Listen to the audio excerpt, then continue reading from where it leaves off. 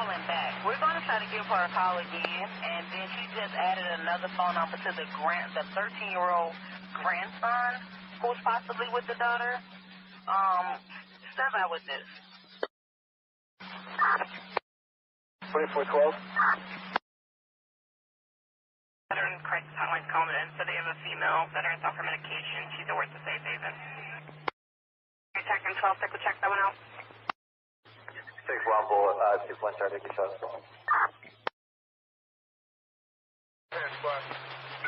Officer still stands for talk? No. Offender in custody.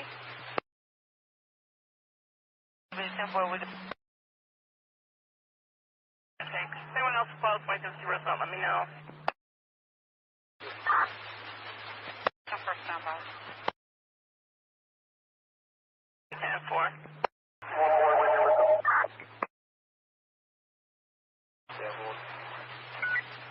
Try to get shot.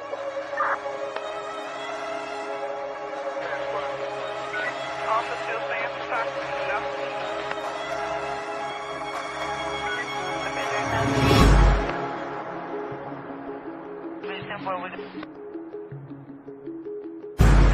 Anyone else close by this result, let me know. 10-5, 33. 3-3. Class supervisor found an application for the class attached. 1830. Is that possible if you're in Wilson?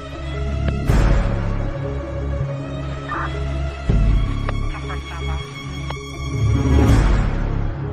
10-4. And where's the 4746? I'm sorry, we're not copying your last location. Try that one more time, please.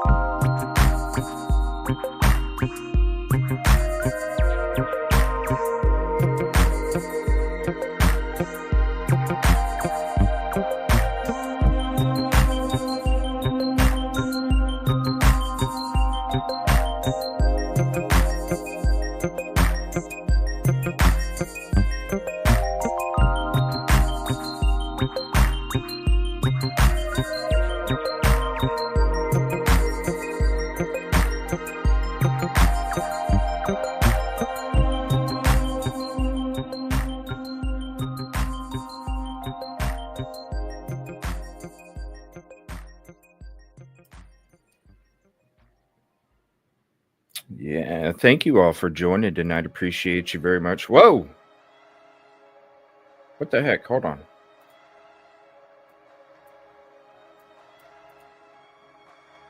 There we go. What the heck? StreamYard, man. Thank you all for being here. Appreciate it very much. It's been a couple days. Missed you all. Busy doing some other stuff here. But I wanted to have a show tonight.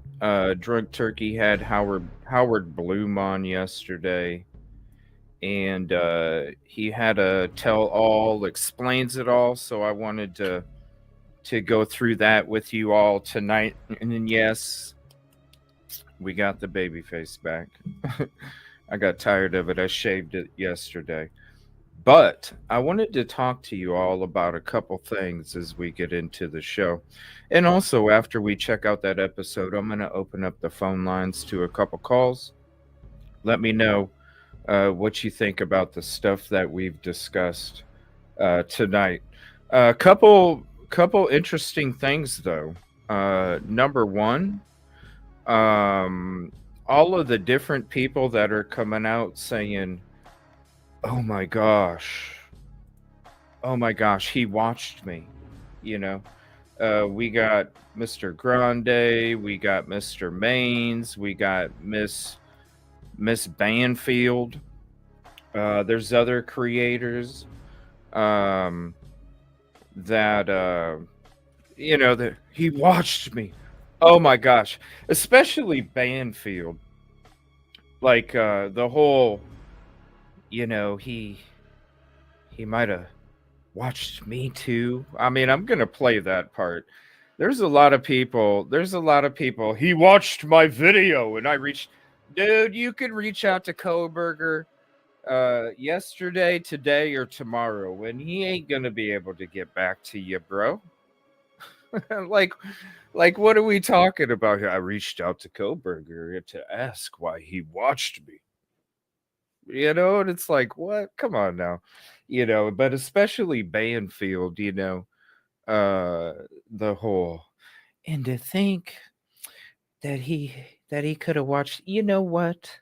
He was probably, listen, it's been nothing but YouTube for me, for TV, for I don't know how long, probably since 2016, maybe. Okay, since 2016 it's been YouTube on TV. So I mean, hell, I started watching not true crime on TV, but true crime on YouTube when I switched to watching just YouTube. Cut the cable cord back then, so to speak.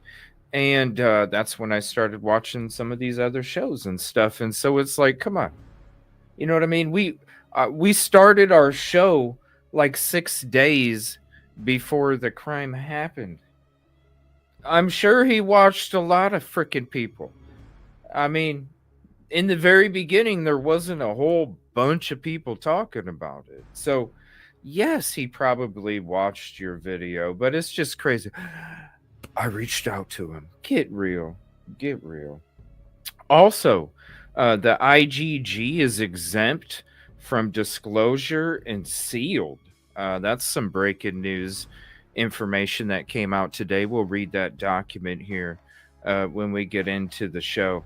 But I do want to promote something as well, because with any of these episodes that have any kind of restrictions, I mean, it's been a beautiful thing over there. But listen, I stream these shows over at Twitch already. Okay, I already stream we're already live on Twitch streaming this show right now. There's a Twitch comment right there that I put in there already. So if there's any issues on any of these shows where they get blocked or they get banned or they get shut down or they have any of these issues when it comes to freedom of speech, fair use, well, guess what? Over on Twitch, you could watch the full episodes. By the way, if you want to watch the replay when we went over the Dateline, we're doing sneak peeks live over there now. There's the video link that'll take you right to the episode where we basically played it.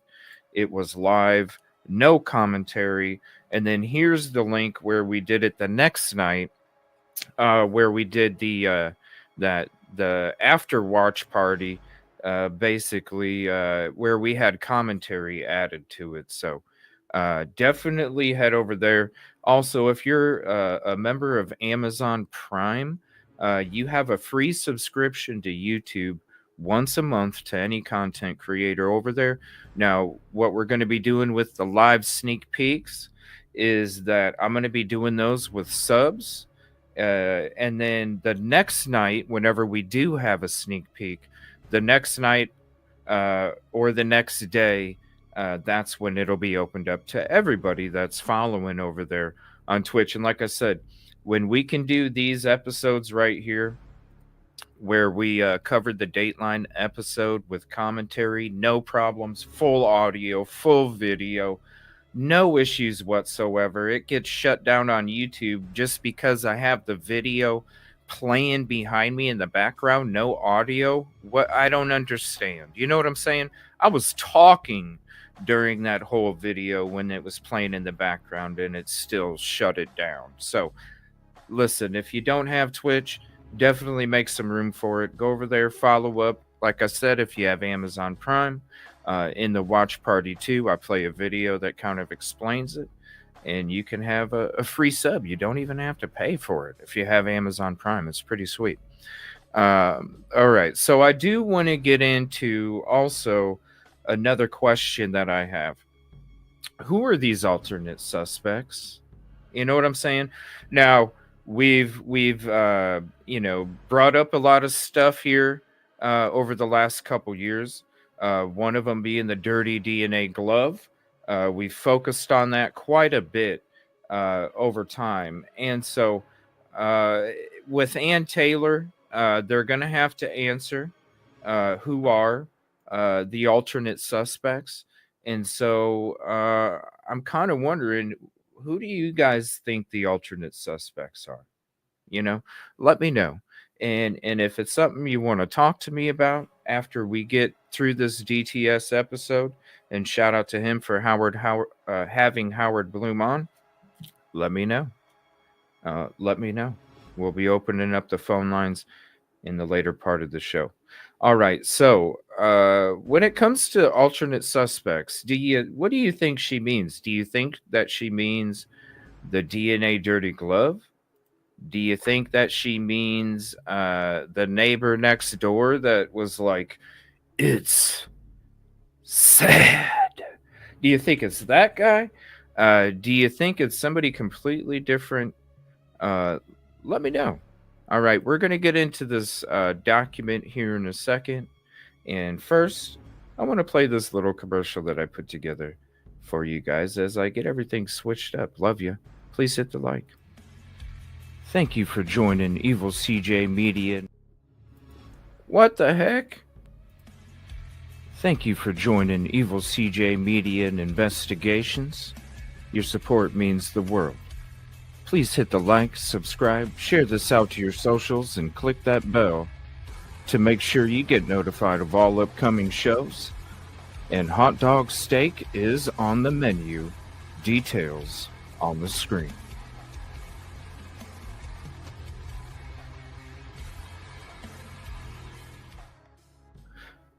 Where's the document? Hold on one second.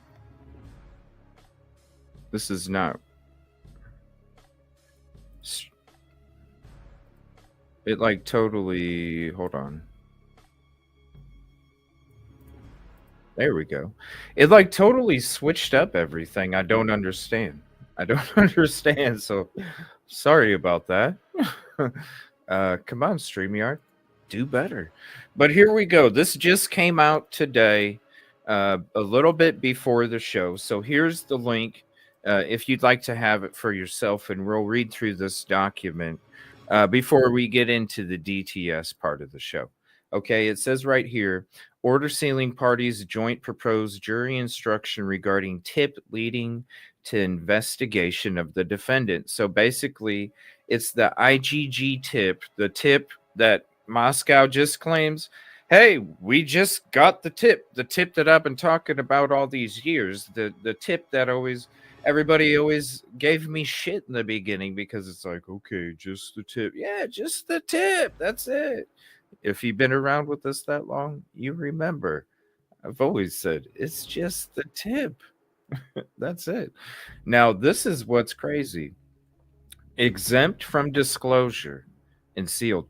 Based on the parties' joint proposed jury instructing regarding tip leading to investigation, the court does hereby confirm and order that it is exempt from disclosure and sealed, pursuant to Idaho Court Administrative Rule 32G1 and I for the reasons stated in the said motion. So ordered. 5/12/25. Stephen J. Hippler, District Judge. And that was stamped on the 13th. And then here's everybody that it got a copy to via email. Oh, this, it's crazy. The trial is getting so close. It's crazy to think, right? Everybody that's been around for this whole time, isn't it crazy? The trial is just, it's been so many years now, and we've sat and 2025 just looks so far away. And when they finally came up with the decision for the trial and when to start the trial and when to have everything moving, and it's nice that everything's moving. But isn't it crazy? It's literally 3 months from now, this trial is going to be taking place. Now, I truly hope, because really, it's like I've said from the very beginning, if the evidence is there, listen, it's always about the victim's justice, number one. And the only way that the victims can get justice is if the right person is convicted. Now, we've seen plenty of cases on both sides where they're totally guilty, and and then you find out, some of them later on, exoneration project, all these things, you find out, no, this is not true. Same evidence that was used to convict people was also used to exonerate them. This happens. And so the only way that the true justice can happen is, in this case, is if the right person is convicted for it. I hope that all of this stuff can be transparent. I think it's important that all this stuff is transparent because it's important for everybody to know the truth. Because listen, this is why it's always innocent until proven guilty here, because literally that's what it is, okay?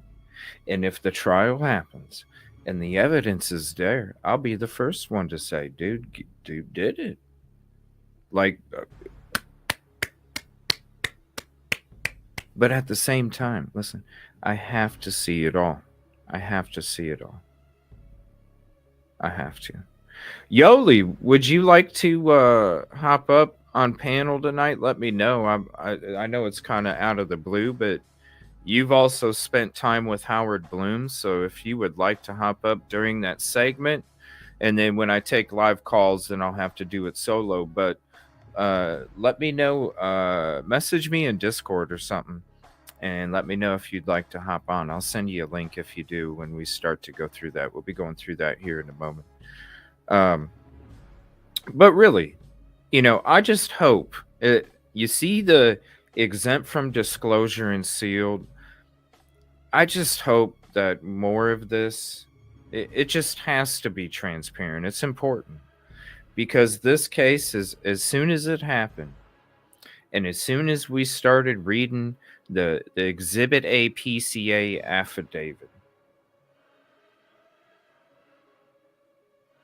it's one of these things where it's like you start to see the clerical errors just in that, and you're like, dude, somebody would have literally made sure that everything was crossed and dotted like it's supposed to, especially in this kind of case, if it is about the victim's justice. And so when you've seen mistakes from the very beginning, you've seen the shadiness from the very beginning, you've seen their own community, their own reporters at these press conferences asking them the simple question, how can you tell us we're safe when you don't even know who, how many, or where? You didn't even have a weapon. So when you see all that, it's like, okay, listen, everything should be transparent. I hope it is. Ever since then, we've always said it's going to be bigger than the OJ case, because it's when OJ's case came out, as much as the foolery took place, it was a lot about DNA, new technology. It was about contamination. It was about mishandling of evidence. It was about a lot of the same things that took place already in this Idaho 4 case. So when you talk about the more exposure, think about, look what OJ's case did. It created Court TV's channel. Court TV didn't really have shit until the OJ trial. Then everybody was watching. Okay?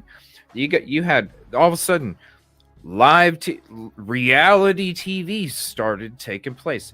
Now we're 30 freaking years later, and you see about social media and how there's more voices and there's more opinions and there's more of this at anybody's disposal. Way more than 30 years ago. So you add that plus the new DNA technology, IgG, you add all of this other new technology, CAS data, all of these other things, and it's an already automatic. That's why from the very beginning you could literally say this is going to be way bigger than the OJ trial, because you already knew it was, because of everything that was there already. Everything that we're waiting to see in trial, the evidence explained on both sides, cross-examination, the experts, the witness testimonies, the real words, the real information. I can't wait. I can't wait. I just hope that the majority, listen, I understand if you got to seal some of it. Public can't see nothing, when it comes to the details of, like, you can give us some default versions of the injuries, right? Measurements and things. But when it comes to viewing the photos, when it comes to that, listen, we don't need to see that. That's disrespectful to these victims. Go ahead and make sure that we don't see that. That's fine. But when it comes to information and evidence that leads to somebody's guilt, very important, because I would hate for 10 years to go by, for 15 years to go by, for all parties, if the person was convicted off of shoddy shit, and then later on down the road, that person gets exonerated for the crime that they were convicted of, because then the community doesn't get justice. The person that was convicted and then exonerated doesn't get justice. The victims do. They absolutely don't get justice. In fact, they have less justice than the day that the crime took place if somebody's convicted and exonerated. The families, same thing. That's why it's important. And I hope that Idaho and Boise and Hippler understands this, because this isn't just about this particular case. This is all cases in the future. And this case right here deserves to have transparency, because there's a lot of young people out there that will come across this case for the first time ever watching something, and it will inspire our youth to go, I want to be an investigator. I want to be a defense lawyer. I want to be part of a prosecution team. I want to be a judge. I want to be a bailiff. I want to be a court reporter. I want to be all of these things. And when it comes to all of the stuff that I'm mentioning, all of that stuff means everything when it comes to the victims' justice. Period. So I hope they think about that. I understand the IGG tip. You've heard it on other shows. Well, they've used technology that they weren't supposed to. They did a backdoor. That's why Vargas got a visit. All of these other things, we know that. But when it comes to this trial, why? Why? Because if somebody had to take a shortcut, if somebody had to cheat on a test, then how do you trust? If somebody had to lie to you to get your friendship, how much could you really trust that person as a friend? It's that simple. I hope they consider all this. There's only 3 months away. Jury selection will be happening soon. We will be live whenever the trial happens, as long as the trial's going, whatever times the trial's happening, we will be live for it. And if YouTube, like they want to do other stuff, decides to cut it out, shut it out, block it, ban it, you can go see the full unrestricted episode on Twitch. So just let you know, because you never know. You never know.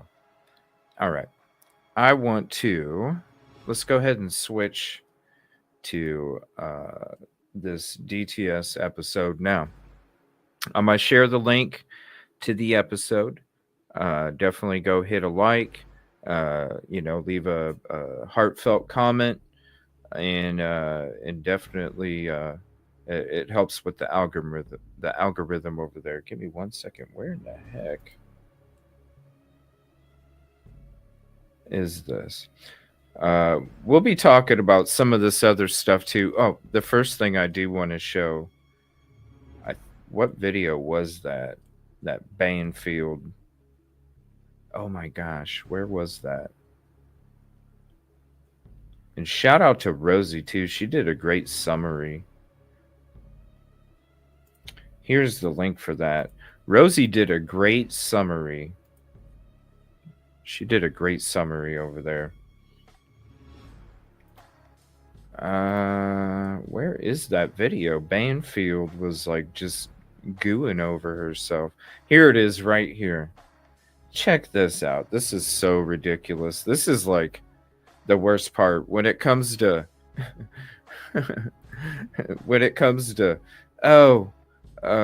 he could have been watching me. I don't think so, lady. I really don't think so. He was watching everybody. Come on now. 3 days later, November 16th, 9:16 a.m., Brian Koberger Googles University of Idaho murders. That same day, police held their first press conference. And then 2 days later, November 18th, 12:16 a.m., Dateline reports that Brian Koberger was watching a specific video on YouTube. The thumbnail of that video says, "The perfect killing machine, Ted Bundy, serial killer, unsolved, no more." Dateline says for 6 weeks between the murder and his arrest. Now, I got to shout her out. That, Ashley, that is a kick-ass background. Damn! That is a kick-ass background, you guys. I'm jealous because look at how good it looks with my layover. Damn. That's a kick-ass background, Ashley. Unfortunately, I have a green screen behind me, so when pieces of me disappear, it's green. So therefore, it doesn't become so noticeable. But I've been really thinking about just ditching the green screen, honestly, and going back to some kind of like natural background like I used to have. I don't know. Let me know what you think. If you like the green screen backgrounds. But that one right there, look at how good that looks with my layover, man. I'm jealous, Ashley. All right, here she is. She's going to goo over herself here.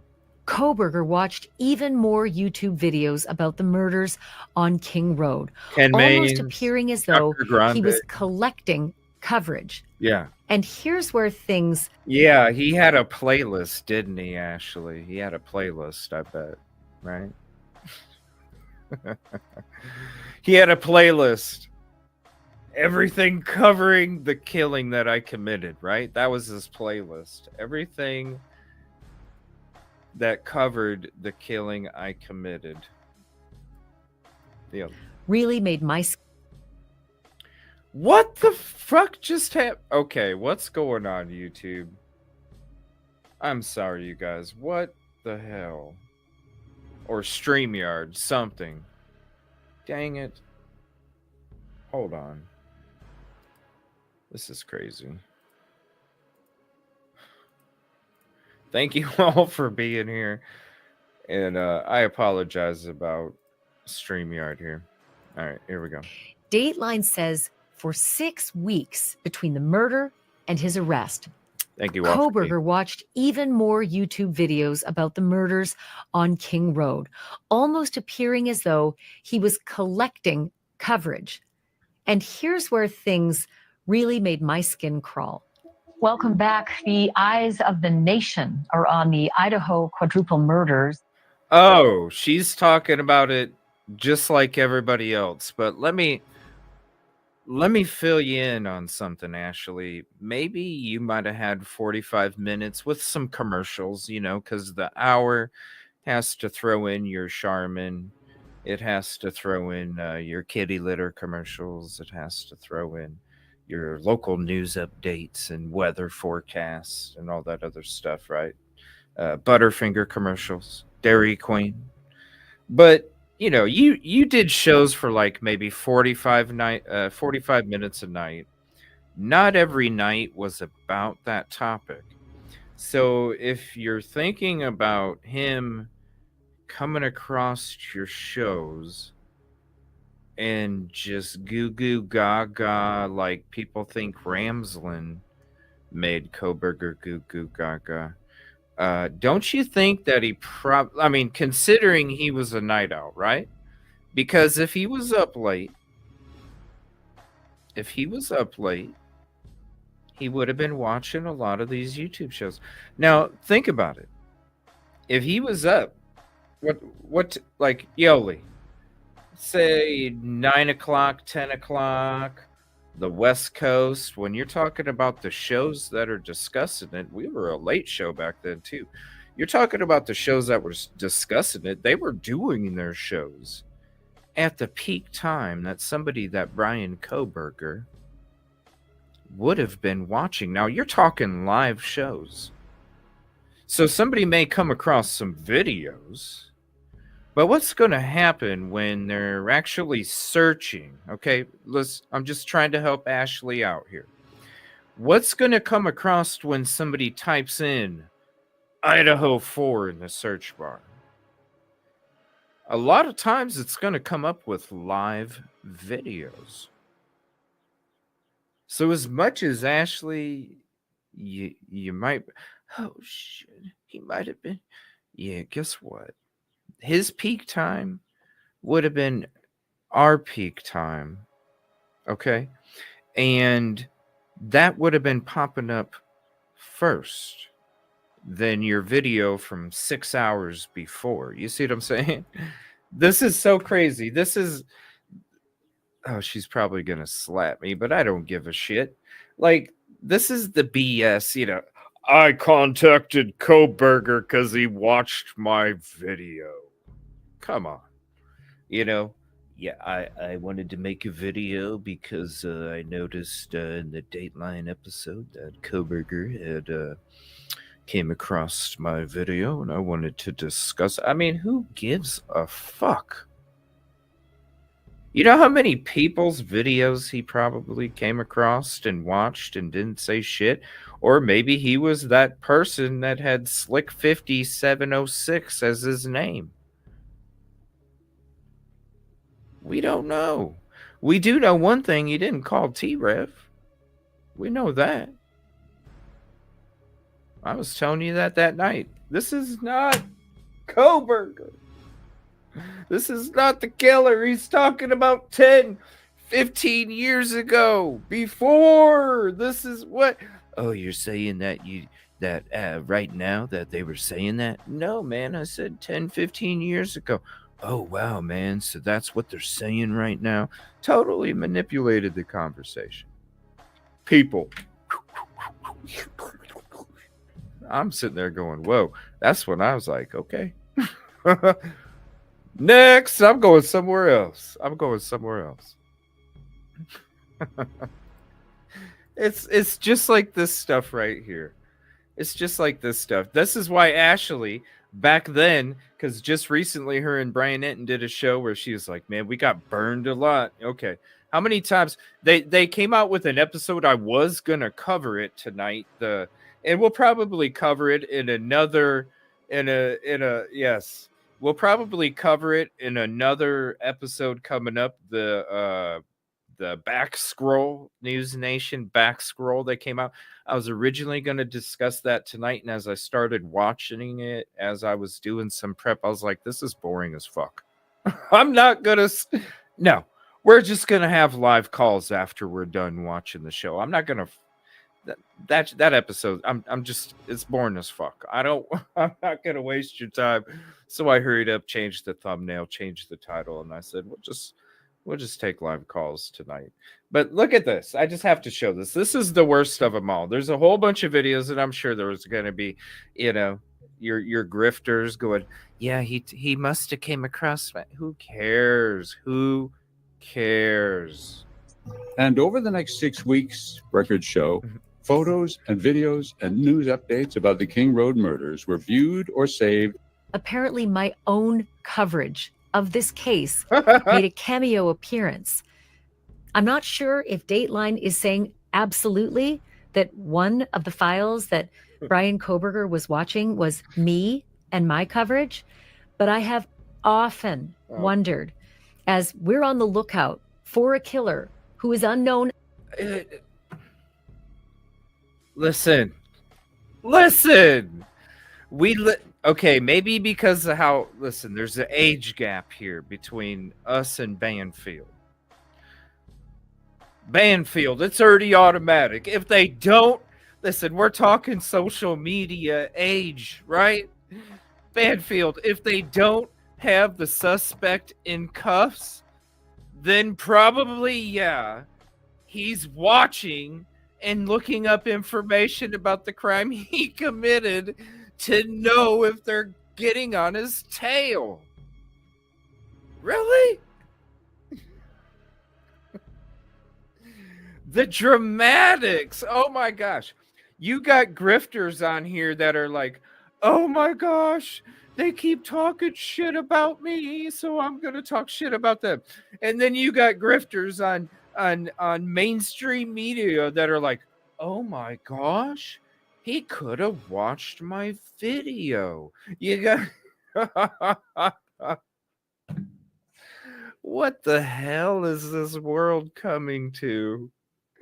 These people that, thank you everybody for joining. These people that have these huge voices that reach thousands and thousands and thousands and thousands and millions of people literally have the earlobe of America. That's why it's important to have independent journalism like we do over here. Because listen, when you come to our restaurant, you sit down at EvilleCJ Media and Investigations restaurant, we serve you steak without the fat, okay? Listen, that's one of the reasons I never liked steak, is because when I was a kid, you better eat your food, you know what I'm saying? Or go get that willow branch from out in the backyard. And when you'd have to chew on that fat, and it was like, and then you just try and swallow it, and then it hits the no. We serve it with no fat here, no BS, and a little bit of spice. Until he or she is known. Is that killer watching television to try to stay one step ahead? Duh. Is that killer watching television because they obsess over their own handiwork? Yes. But God forbid the thought that Bryan Kohberger might have been watching my work on an even semi-regular basis before his capture. It makes me terrified. It makes me terrified, because if he is the killer, what else would he have fantasized about? Who else would he have fantasized about? Oh my gosh. And then Dateline showed a collage of several YouTube videos from my network, News Nation, and the Law and Crime Network, and a number of other true crime channels on YouTube. NBC. Yeah, they're all making a video. Hey, he watched that. Okay. While we were talking realistic shit over here, he was probably watching your shit. Like, seriously, while we're talking realistic analytics here, you know, the analytical range.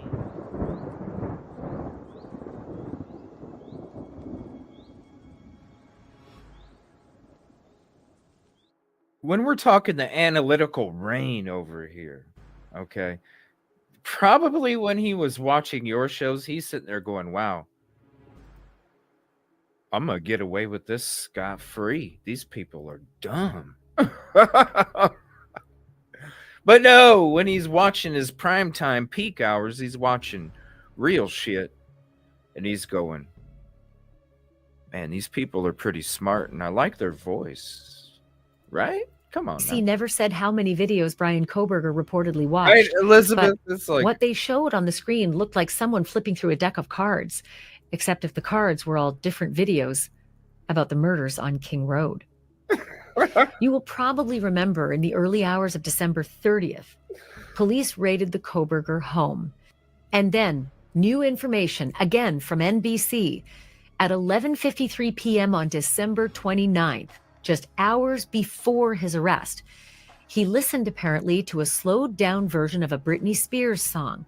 The lyrics saying, quote, "He is a killer just for fun, fun, fun. He's got no conscience. He's got none, none, none." Oh, I'm not going to play it. Damn, Ashley, you're going to get me in trouble. Actually, let's get this off my screen, because we want to stay on YouTube here. All right. Hold on. Sorry. Man, like I said, unedited versions, unrestricted, you know, whatever YouTube wants to ban, block, get rid of. And also, this is where we're going to be doing our live sneak peeks, subs only. If you have Amazon Prime, it's free every month over there. And we're going to be doing our after live sneak peek show, where we kind of break it down and add commentary to it. Those will be exclusively over there on Twitch, because we all saw what happened a little bit ago. Goo goo listen, this is such attention seeking. It's just like the people that complain about people talking shit about them, and then they talk shit about other people. The recycle of drama, the new soap opera. Ain't nobody watching The Young and the Restless anymore. They're watching the content creators fighting with each other instead of like sitting down having some good peaceful conversation, you know. Speaking of, me and Rosie are going to be doing some late shows coming up here soon. So if you're up around 11 p.m. Eastern for a few hours, stay tuned for those, because we're going to be coming into the late night soon. Can't wait. When he was arrested, he was wearing a black hoodie, rubber gloves, and handling a plastic bag. He's got a great background. In the middle of the night. My colleague at News Nation, Brian Enton, was the first and only person on the scene before the sun came up, literally within hours of all of this happening. And he showed us the smashed glass and the broken front door where the SWAT team had to force their way into the family home. Freelance writer Howard Blum reported Kohberger's parents were zip-tied. And once Brian himself was in the back of the police patrol car, he allegedly told the officer, quote, "Maybe we should get a cup of coffee after it's over." That according to NBC. If you have not yet seen... Oh, we can't. Hey, listen, if you want to see, I got to get this off my screen. Let's get this off my screen. I'm jealous of the background. I need to update mine. Well, I'm going to come up with something special, because you know how creative I can be here with all these graphics design shits. Hold on.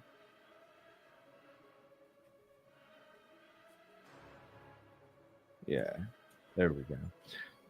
Oh, I can't wait. Like, seriously, I'm gonna be doing open panels, live calls, all sorts of stuff, because I have to have a new schedule, because I'm doing some other work and stuff in the background. I have to have I'm a lot of times I'm not available until late night, and me and Rosie been talking the last couple days, and I was like, hey, how early can you do a show? Because I usually got to be up like, early as hell. And she was like, well, about 11 Eastern. I'm like, cool. Let's start doing some late night shows, because really the only people that are on late night are just like, the moochers. We just want to kick it. But when it comes to alternate suspects, are we talking about this person? Are we talking about what about this person? Are we talking about this person? Alternate suspects. Are we talking about this person? Are we talking about this person? What's the alternate suspects? Let me know in chat. And if you're on replay, leave a comment like, what do you think these alternate suspects are? Because they're going to have to say it. Now, we got the court hearing coming up in 2 days.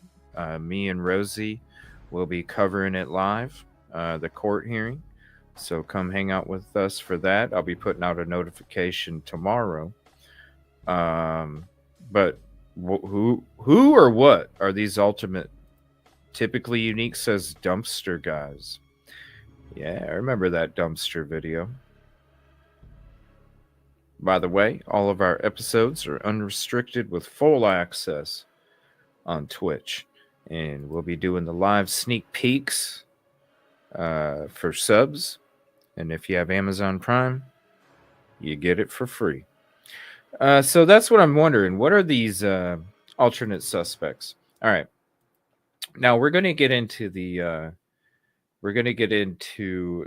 interview with Howard Blum. Now he wanted to come on Drunk Turkey and basically tell all, explain everything, kind of explain his side. You know what I'm saying? So So when it comes to, the things that Howard Bloom has said, well, and what's cool, you guys, is if only on Twitch we can do this.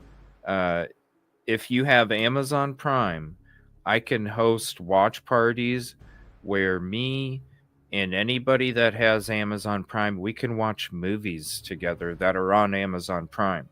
Because Amazon owns Twitch, so they have a partnership where we could literally have movie nights of movies that are like out on Prime.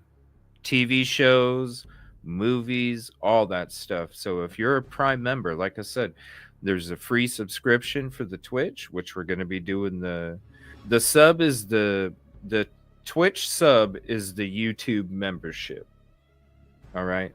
The Twitch follow is the YouTube sub. I know it's confusing, but we can watch movies together. Like any of these movies could have movie nights. And honestly, I wouldn't mind having some movie nights with y'all sometimes, because it's fun to sit back and, have laughs or even watch like really cool investigative series or a TV show, something like that.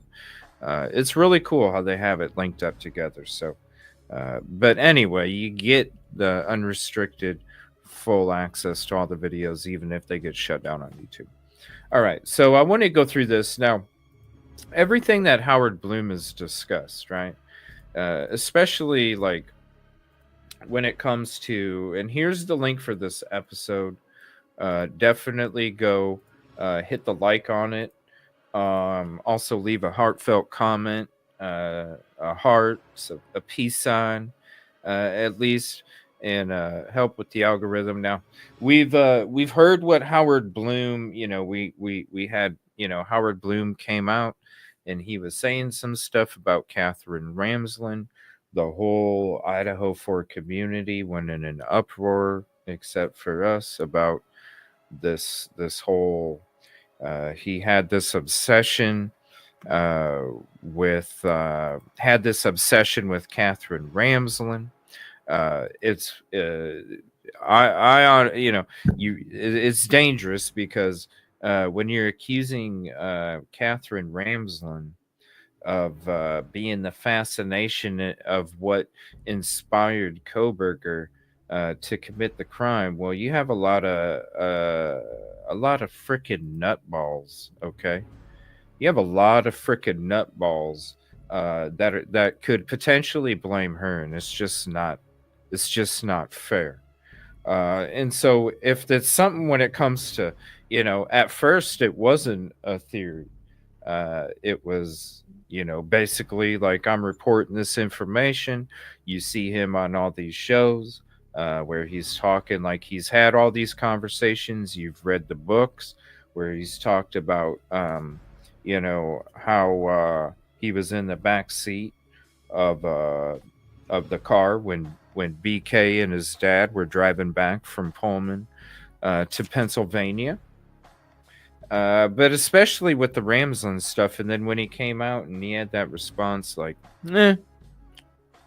moving on. It's like, dude, you could have put her in danger.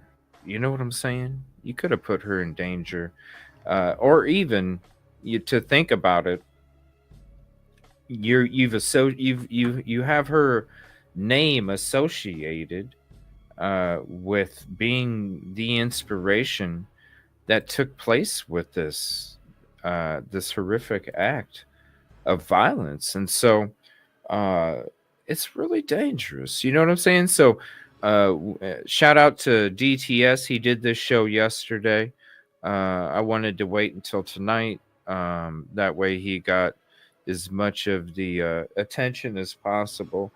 But I also wanted to discuss it with you guys because I think if you haven't seen it, we should talk about it too, especially with the responses. Now, there's a lot of stuff too that it's interesting because you'll see people type stuff in the chat and it'll get brought up, but he's like, yeah, I never heard that, or I didn't know that. Now, what I'm saying when it comes to the different boots on the ground, and that was the difference. You you had this CJ out there with the local university gear, kicking it with each of the cities, Pullman, Moscow, different students, kicking it, conversations, talking to the different community members, people at stores, people out walking, people doing different things, having conversations with a lot of people. And so maybe he didn't hear some of these things because you're already seeing how much people didn't want to talk to strangers or people uh, that were outsiders, so to speak, or even people that look like a grandpa, like a lot of the police leaders, right? The president, they don't want to say nothing. They don't want to say nothing. They don't want to talk to nobody. But when it came to a dude like me that was wearing that university's gear, walking around the university, walking around the community, going up, talking to people, asking them questions, all sorts of different questions, they're going to tell me more. So I wasn't surprised to hear when he said, "Oh, I didn't hear about any of that." Okay, that's it. Nope, never heard it. Never. So it really makes me wonder. Like, look, dude, I'm writing a book, co-authored with Rosie. Shout out to her. We're doing it on my experience, not when it comes to my theories and my conversations and all this shit that is just glamorized. This is more about my own experience internally. It's a little to do with the actual evidence. It's more about my experience internally than the crime itself. So there's the difference right there. But there's no reason to come out and say this stuff, especially when you're talking about somebody else's career and reputation. And when it comes to how infamous this case is going to be, and how people 20, 30 years later are going to remember a lot of the misinformation, they're going to go back 30 years from now, and there's going to be a lot of people that are going to go, "Oh, that Catherine Ramsland, she was the inspiration and the motivation behind those 4 students losing their life and getting attacked the way that they got attacked." That's disrespectful, especially when you don't know and it's just, quote, a theory. But we're going to hear that tonight. Now, this is going to be sped up on 1.25. And this won't be the entire episode either. Like I said, I encourage y'all to go click on this link real quick. We'll get into it in a minute. I encourage you to go click on this link, hit the like button over there. Also leave a heartfelt comment, even peace and love sign. Just something to help when it comes to the algorithm over there for the Drunk Turkey Show. Now, this was aired yesterday morning, depending on where you're at. This was yesterday morning. But he sat around, he hung out for about an hour and kind of wanted to have an open discussion and even took some questions from the live chat. So, shout out to the host. Like, it's always cool when you have a guest on, and you can have Howard on, and even if you agree or disagree, it's always great to have a conversation like that. So shout out to them both for doing this. And I think, after you even saw like a lot of the mainstream media that was questioning Howard Blum's integrity after what Catherine Ramsland came out with Brian Enton. So it's one of these things where it's like, yes, I think that he should have came out and talked to them. It's cool that he came out and talked, because at least on here, it appeared to be live. And so it's awesome that you're not going to have some mainstream media edit. So we'll get into this. This is the beginning of the episode. We're getting into the introduction. And then, like I said, it is on 1.25 speed. and the link is on the screen to the channel. Pretty prevalent on that docuseries. Welcome to the show, Howard Blum. Howard, how are you doing, my man? I'm doing well. Thank you for having me back. That's awesome. Well, I'm glad you're doing well. It was. I hope you had a great weekend and It was celebrated definitely Mother's live. Day and, with your family and stuff. And you know, was the premiere of the Dateline episode the first time you saw it in its entirety, or did you get a chance to see it before? First time I saw it in its entirety, I was really impressed. I got to say that the show is a tribute to Shane Bishop. He's the producer who put it all together, did a lot of the original research. He's an intrepid reporter and a world-class producer. And Keith is a wonderful, wonderful interviewer. I mean, it was just a pleasure working with him. That is amazing. It came off very well. I thought it was well put together. The information, the timeline in which the information was put out, I thought it was put excellent. And I had no idea you were on there. I was quite surprised. You kept it a secret to the world. How hard was that? Well, you're sitting on top of information, and you know, and you're working with people, and you want to protect it for them. I was so afraid that I would give away some of the secrets that were in the piece, and you know, I pledged not to. So I was doing my best to keep that, so I could just Give away some of the what? Some of the secrets. Hold on. Give away some of the secrets. and you know, and you're working with people, and you want to protect it for them. I was so afraid that I would give away some of the secrets that were in the piece, and you know, I pledged not to. So I was. So whoa, hold on a minute. So are you telling me that Howard Blum was telling...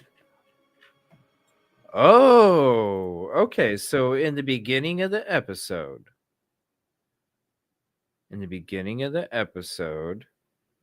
Dateline started off, and Rosie covered it awesome. Dateline started off saying that they've got their information from credible sources, right? They got their information from credible. Yeah, exactly, Heather. I didn't want to make sure I gave away too many secrets in the piece, so it didn't get put out there. He wanted to make sure that he was the one telling them all this shit. Right, Heather?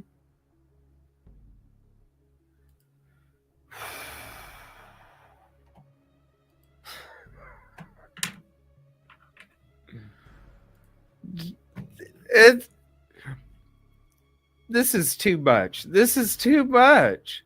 What kind of investigator lets that slip out?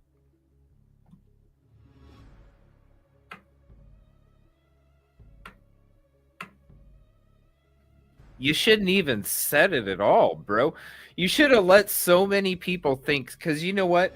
There was so many people having so many shows about who the leak was. Man, you're a dumbass, dude. Like, what? Think about it. What investigator is gonna sit there and give himself up like this? This is in the beginning, looking like Mr. Magoo. Well, I didn't want to make sure I get too many secrets. I didn't want to give too many secrets, you know, where it got shown in the episode. What the heck, dude? You just told on yourself. What are you doing? You were on there. I was quite surprised. You kept it a secret to the world. How hard was that? Well, you're sitting on top of information, and you know, and you're working with people, and you want to protect it for them. I was so afraid that I would give away some of the secrets that were in the piece, and you know, I pledged not to. So I was just doing my best to keep that, so I could just, you know, talk about my favorite thing myself. But you see his little. It's like a peacock. Listen, here. I gotta take off this. I gotta take off the clothes. Listen, you watch. He's doing like a little peacock thing. He's like, it's like, man, it was really hard when you got all this information and you don't let it get out. Look at all the feathers flopping around in the background. Watch his shoulders. He was fucking flopping his feathers. What was that? well, you're sitting on top of information. Watch. And you're working with people and you want to protect it for Watch. them. I was so afraid that I would give away some of the secrets that were in the piece, and I pledged not to. So I was just doing my best to keep that, so I could just talk about my favorite thing myself. You see him flopping. Away from all the... Talk about my favorite thing myself. He's flopping his freaking feathers. Oh hell no. The exclusives that they had unearthed. There you go. And Oh. so before we get into the Dateline, there was a little bit of controversy. You had an airmail article that came. Listen, right now, I'm telling you right now, like, we may not be able to have a show where we agree on certain things, but dude, whenever we're talking, like,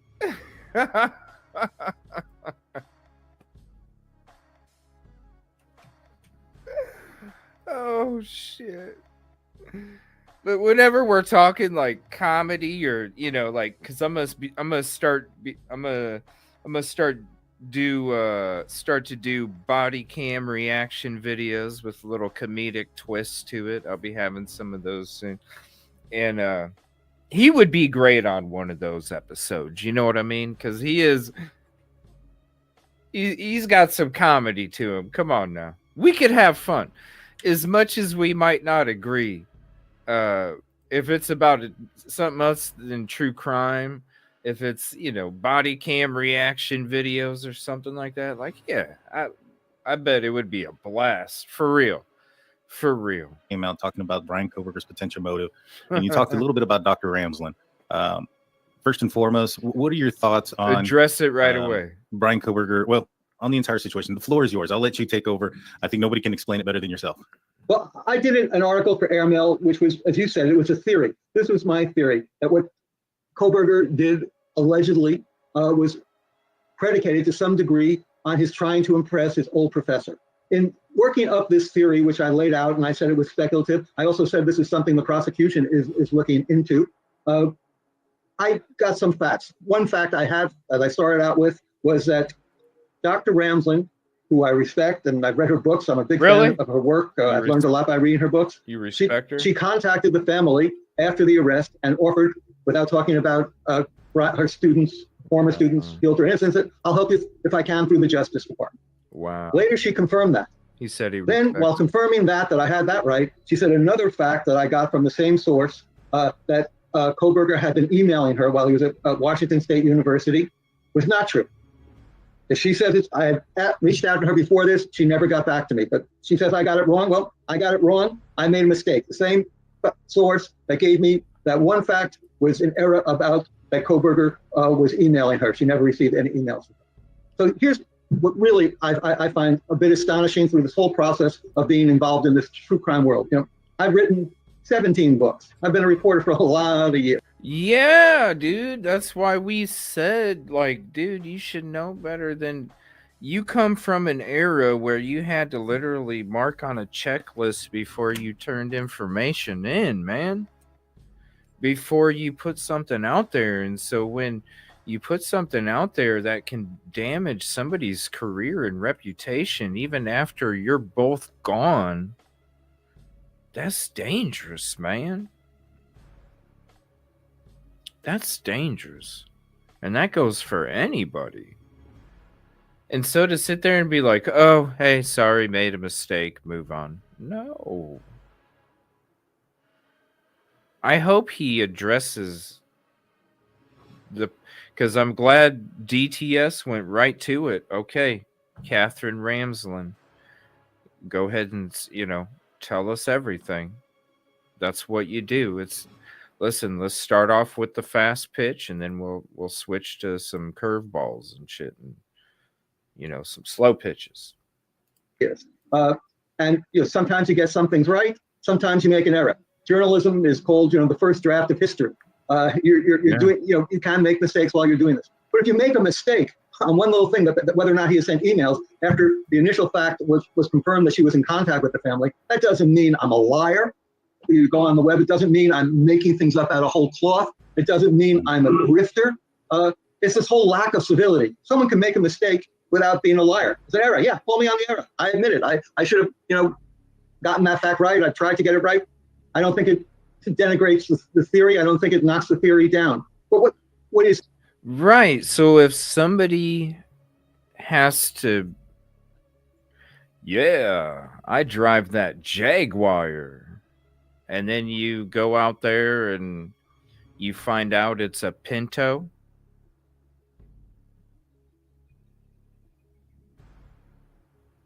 You know what I'm saying? Or I'm gonna sell you a diamond ring, but it's gonna be cubic zirconia. My mistake. I thought it was a diamond. Hey. Don't you think somebody's career and reputation is worth more than that diamond ring? Don't you think somebody's career and reputation is worth more than a car? Come on, man. Come on, man.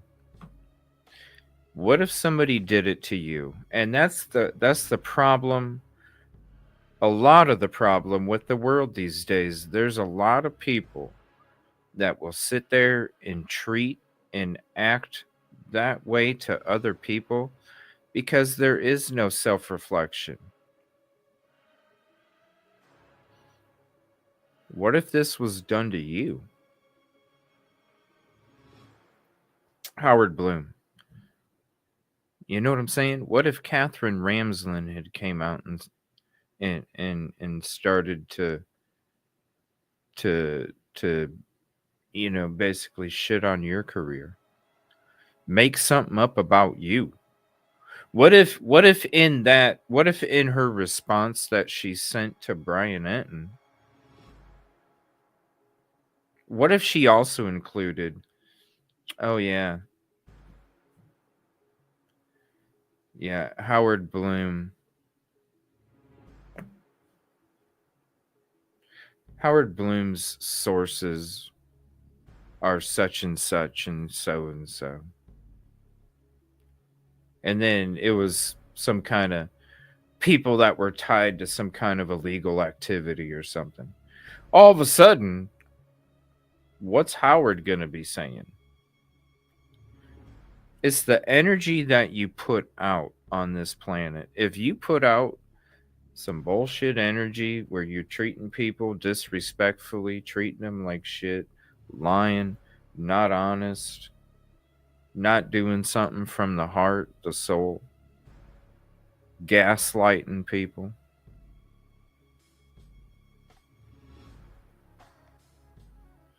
That's the wrong kind of energy to be putting out. There's a reason that we're given this gift of life. It's to experience the beautiful, not the ugly. Hopefully he answers more. It's Ramsland Controversy. We still got another 13 minutes. Thank you all for being here. Please hit the like if you haven't yet. And if you're just checking out the show, please consider subscribing. Here we go. It's so infuriating to me and painful is all this sort of bad vibes out there. There's everyone willing to attack me, other researchers. There's no civility left in the conversation anymore. You're either a devil or not. I mean, this whole case is fundamentally about someone, whether it's Koberger or someone else, the court will decide, who thought that he was superior to other people, that other people, their lives had no meaning, and he can just do with them what they want. He could treat them as they want. He could objectify them, dehumanize them. And for people who are following a case which is about such abject cruelty, to treat other people in such a, Dude, you reported information that was not true.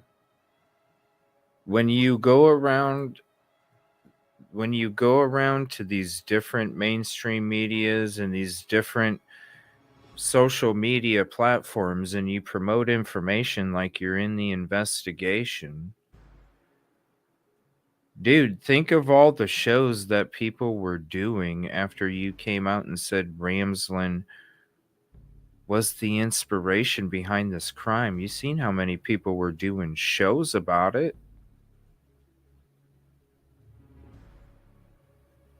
There's a reason why you're getting backlash, bro. because you come from an era. You come from an era where you had to fact check 3 different sources for your information to put it out there. You're not somebody new that just came across the scene, don't know the ropes. You know what I'm saying? Some new channel that just pops out today and starts saying this shit. That's what you expect. It's no wonder. Dude, look at and think about all the stuff that's been put out there. So this is the one time he got called out on it. The one time he got called out on it. When, like, what? He couldn't deny it. Catherine finally made a statement through Brian Enton after not talking about it. That's the only reason you hear him saying these things right now, because I guarantee you, if Catherine Ramsland wouldn't have came out and made a statement through Brian Enton, I guarantee you the shows would still be talking about it. The message would still be promoted. There'd be people doing deep dives on it. You know what I'm saying? And that's if Ramsland didn't make a statement. That's why she made the statement. So he has to understand, like, dude, you got caught with your hand in the cookie jar, and it wasn't even supper time yet, dude. You have to suffer the consequences. Right, he's a big boy. He should understand that. And dude, when it comes to journalism, that's your word. And if your word is questionable or means nothing, then it don't mean anything. Like I said, there's a lot of mainstream media people too that were like, oof, wow, does he even have integrity anymore? This is mainstream media sources. We're having these conversations about Blum after Ramsland's, and then his response, like, moving on. They're like, wow, should you even trust anything this man says anymore? So I would love to sit down and talk to him sometime. He probably wouldn't like my questions, though. Not that I'd be disrespectful. I'm not disrespectful, but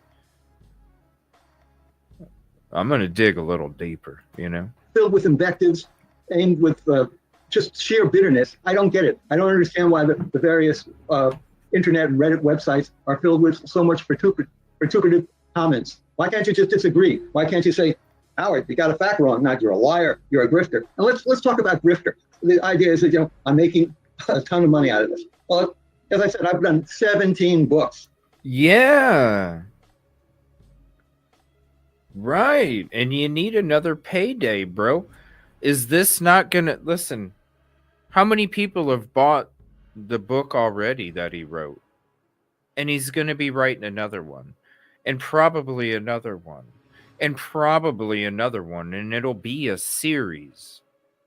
Because I guarantee you this is the last time he's gonna retire from going out on location after this. He's gonna sit back and just write books after this, and he's probably gonna, I'm calling it right now, he's gonna make a multi-series book story out of it.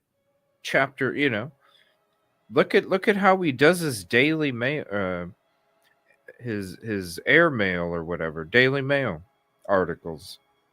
Look at all those damn chapters already.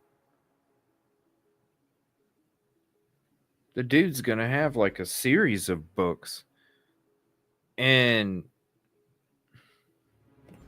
dude, that's why when we got the book in the beginning and I started reading the start of it, and I got to the point where he was acting like he was in the back seat of BK's car, talking about what him and his dad were talking about, arguing about, thinking like he was in their minds. I'm like, bro, I'm moving the fuck away from this shit. Why is it so hard for people not to see that? I don't understand. Like it.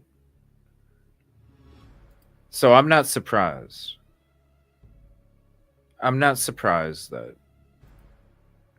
like I said, if Ramsden wouldn't have came out and made a statement through it, and I don't think he would even be saying, there'd be more shows. I guarantee you there would be more shows on this, quote, theory. Because look at what happened after. A whole bunch of people were talking about it. That's what he wants. He wants the attention. He wants the sales. He wants the upcoming books. He wants, look at him. He wants the paydays. When you're willing to make shit up like that just to get clicks and views and monetization for whatever you're trying, you know, whatever goal you have, it's fucked up. You're using other people as stepping stones, and that's not how you go about it. You do it within. You don't sit there and use other people to fucking leapfrog off of, especially when it comes to their character and reputation. So, yes, people are questioning your character and reputation because you're supposed to be a journalist, man, and you're supposed to report on factual information. And if it's not factual information, you let people understand it's not factual information. You don't go on these other platforms and start talking about information like you got it in the investigation when you don't even know what the hell you're saying, man. This is what happens, Mr. Blum. And shout out to DTS for going right into it and asking.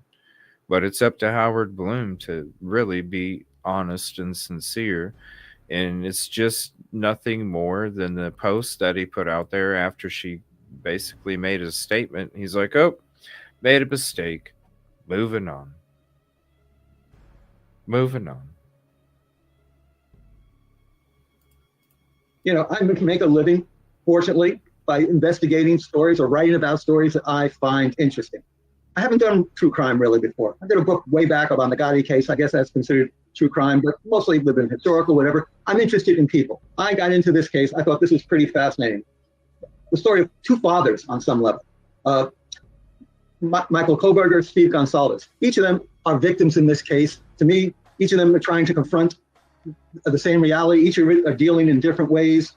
And I thought, well, that's pretty fascinating. That's, you know, Shakespearean drama. And so I got into this. Whatever book I write, I get basically the same money from publishers. My books sell, thank God. You know, I was able to take kids to fancy colleges that way. I'm glad they sell. But I'm not writing about this specific case in a way to manipulate money. I've written 17 books. I sold 17 books to major feature films, to the movies. I mean, people just, there's a lot of anger out there. And it's the, you know, just to turn the volume down. Let's have a conversation, because I'm getting death threats from this case. The people at HarperCollins are getting death threats. And that's sort of, you know, this is a case about murders. And here people say they're going to defend something they object to by murdering someone else. Or maybe they think that's a pretty funny joke. I mean, that disturbs me. And, you know, one of the interesting figures I said before in this whole case is Steve Gonsalves. You know, my heart goes out to him. Any father who says, I'm a father of 3 kids. And that's like we were saying before, we wonder if that's Steve Gonsalves's guy with the insider info too. We already know that he's getting stuff from the FBI. But it makes you wonder, like, you see how all the people are connected. I wouldn't be surprised if Howard Blum ends up on Gray Hughes or something. You see the group that's hanging out together. And so it just makes sense. They're grown now. You send your daughter off to a college and she comes back to you in a box. How can you criticize him? But Steve also gone out into the world. He's on every show he can get. He's a champion for his daughter. And I thought that's a pretty interesting character, almost novelistic. Rather than just a father who loses his daughter to a madman, he says, I'm just not going to crawl into a shell. I'm going to do what I can. I'm going to try to find the murderers. I'm going to make sure there's justice done. I thought that's a pretty interesting character. So I wrote about him. He's upset about that. I don't think I said anything that wasn't really respectful to him or even... So he doesn't really talk to Steve So he doesn't really talk to Steve. Right here. You know, one of the interesting figures I said before in this whole case is Steve Gonsalves. You know, my heart goes out to him. Any father who says, I'm a father of 3 kids. He doesn't talk to him. He wrote about Steve, and Steve's pissed at him. Interesting. They're grown now. You send your daughter off to a college, and she comes back to you in a box. How can you criticize him? But Steve also gone out into the world. He's on every show he can get. He's a champion for his daughter. And I thought that's a pretty interesting character, almost novelistic. Rather than just a father who loses his daughter to a madman, he says, I'm just not going to crawl into a shell. I'm going to do what I can. I'm going to try to find the murderers. I'm going to make sure there's justice done. I thought that's a pretty interesting character. So I wrote about him. He's upset about that. I don't think I said anything that wasn't really respectful to him or even didn't elevate him. But again, there's so much bitterness out there. And I don't understand why the conversation, especially about crime, can't be done on a more collegial level. Why people can't say, well, you know, you got a fact wrong. Let me help you correct it. Let's get to the bottom of this. Or you got one fact right. Let's sort of pry it open. And that's why it was sort of, we talked about Dateline in the beginning, to work with them to make things as accurate as possible. You know, this is sort of a team effort to get things done. And that was fun. But for people to say, oh, there's a grifter, there's someone who's trying to do this, either you think Kohberger is innocent and then you're, then anyone else who doesn't is really twisting the facts for their own ulterior motives. I don't think they understand how the real world works. And then to vent so viciously, to give death threats, well, I find it a bit astonishing. Now that I've vented, I'll chill and let you ask questions. Yes, sir. Yes, sir. Well, you know, for me, first and foremost, I don't think that somebody could have a prevalent role, a major role in a documentary as powerful as it was without having some credible work and some great work to put to it. And listen, I'm not saying, it's like I said, he's obviously popular for a reason. He comes from the era where you had to fact check your sources before you even put somebody out. This was reckless what he did. So if somebody's going to tell you, yeah, I put gas in your car, and they didn't, how are you going to trust the next time they tell you, yeah, I put gas in your car? You see what I'm saying? It's that damn simple. It's that damn simple. I also do think that words matter, and especially coming from a professor like Dr. Ramsland. Yeah, words she says, and I'll read this through. It says, I had no email correspondence with Brian Kohberger while he was at WSU. An email correspondence doesn't mean any unprovoked, unresponded emails. So and she goes on to say, Brian Kohberger is not, he has not been in touch with me since his arrest, which kind of tells me that he's been in touch with him prior to the arrest. Now, I found it interesting that she says that Brian Kohberger wasn't in touch with him before he was at WSU. So to me, just kind of reading those two things out loud tells me that Brian Kohberger may have, in fact, emailed her before and after the murders. It just was unprovoked, unresponded emails. So that was the first thing that I took from it. And to me, I go back to, like, for instance, BTK or Zodiac Killer. The reasons that they did their crimes weren't to taunt the authorities or the media or anything else. They had their own sexual means behind it. But in order to relive their crimes and perhaps even feed their ego, they taunted the media and did those things. And I can see that being a situation here. From all accounts, Brian Kohberger wants to be the smartest person in the room, and he has a problem with women. So why wouldn't he try to stump Dr. Ramsland? And why wouldn't he, if this is the kind of person he is, get off on something like that? And if he is responding to her, his emails don't have to be like, hey, how are you doing? Whatever the case may be. I'm assuming that's what it is before the murders. But afterwards, it could be just simply clips to try to grab her attention to the crime itself. What do you think about that? And to your point, if they have not been in communication, so just sort of out of the blue, she reaches out to the parents. And now she's gone and she said she's writing about Brian Kohberger. He's going to be a chapter of my student, Brian Kohberger, in her next book. I mean, I can't wait to read it. I'm sure it'll be really perceptive. Yeah, that's part of his freaking post that he put out. When did she ever say that she was writing a book on Kohberger? I put a video out a couple days ago about that specific statement right there. Well, she's going to have a book coming out talking, having a chapter about Kohberger. I can't wait to read it. It's going to be intriguing. It's like,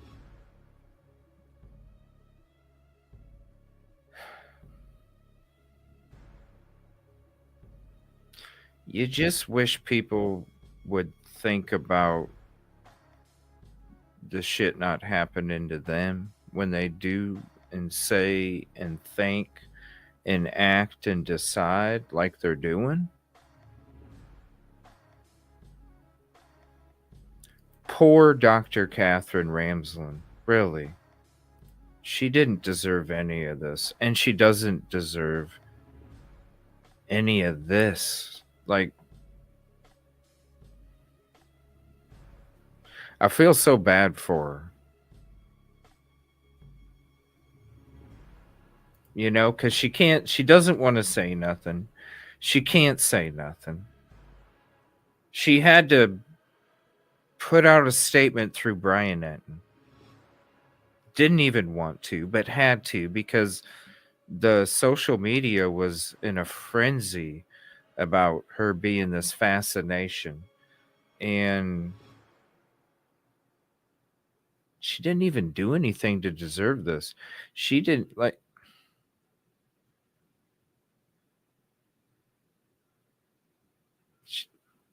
and then the gaslighting. I made a mistake, but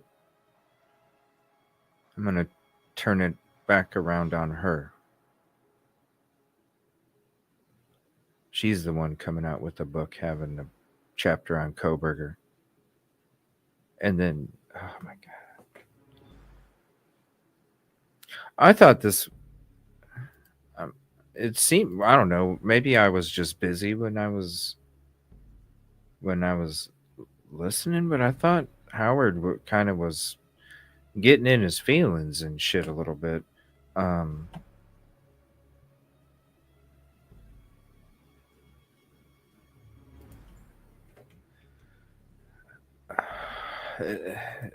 seeing the post and the arrogance behind the post, like in real life. I don't know. I must have got distracted during this part or something. But again, one can have this conversation. One can think a theory about someone who's writing about the case and not be a grifter, not be a liar. One could be trying to get to the bottom of things. And when he says he's offering a theory, like I did, I said, this is a hypothesis. You know, I had an old professor who said the search for truth is a search for better hypothesis. Not to get too erudite, but, you know, Karl Popper at the London School of Economics, or Karl Popper. You know, that's how you develop facts. Right. And it's a process where everyone works together. Why is he acting like he's trying to teach people the correct way to go about journalism, but he's the one that fucked up? I'm going to tell you how journalism's supposed to work. And it's supposed to work this way, where you don't do the things that I just did, but I did it anyway, but I'm going to turn it around like I'm teaching you.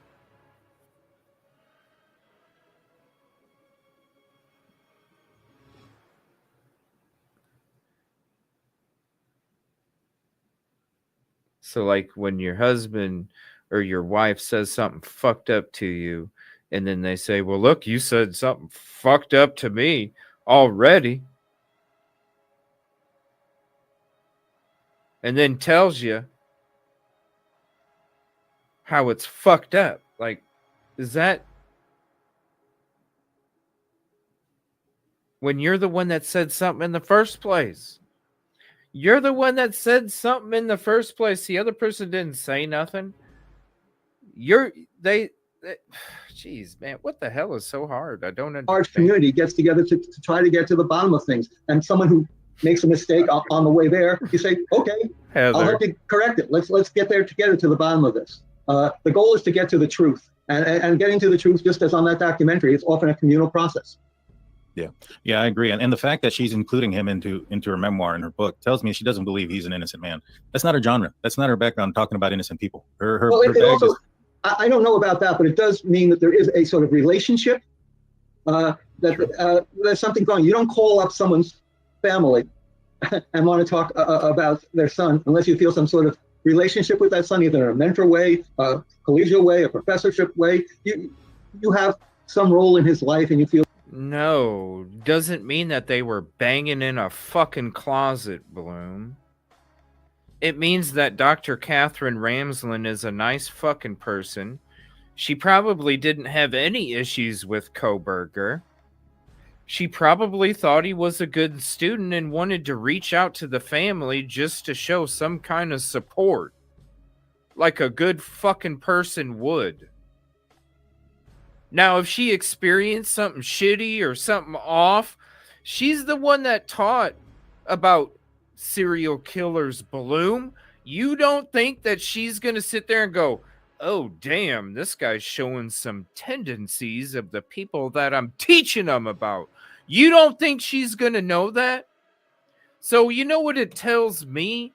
Instead of her being some fuck buddy in a closet between a student and a teacher, it means that she probably didn't have any negative interactions with him and probably assumed, wow, how could he even have done this? And this is from a lady who teaches people about serial killers, bro.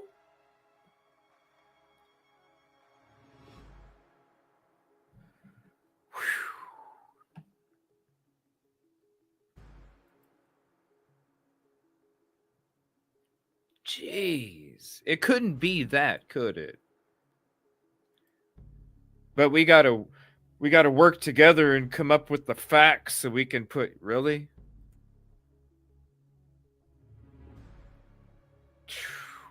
What if they were talking about your significant other? What if Howard Bloom or anybody, was talking about your significant other and all the people that they were fucking around with? But they were telling you this information, but it didn't come from any factual information. It just came from theories. You think that's cool? Jeez, dude. And this is somebody's reputation and career. And she worked her whole life for this. And you come in and say that she cheated with a bunch of people when you didn't even have proof. And then you're saying, well, she's going to be cheating soon, so I can't wait to check that out. I'm the one that got caught cheating, but she's going to be cheating. She's going to be cheating soon. Can't wait to. I bet that's going to be intriguing. Wow, man. Feel that you want to perhaps help them or guide the family. And as I wrote about, and this was a particularly befuddling, bewildering part of her response, she said she never taught Brian Koberger Kierkegaard. Well, I was making a reference with maybe in her anger or her the alacrity with which she was responding. I said that she had written her PhD thesis on Kierkegaard, which is sort of amazing. Kierkegaard was a Danish philosopher who wrote this great book, Fear and Trembling, and it's the basis of existentialism in many ways. And all his books were written, he later wrote about someone he'd engaged to, a young woman at 17, they broke it off, and all his writings were about her. And that was a sort of his homage to this woman called Regine Olsen. And I said that, well, you know, since she knew about Regine Olsen, she might understand what Koberger was doing, trying to make an homage to her. That's all. I never said she taught Kierkegaard. What is up with all the giggles?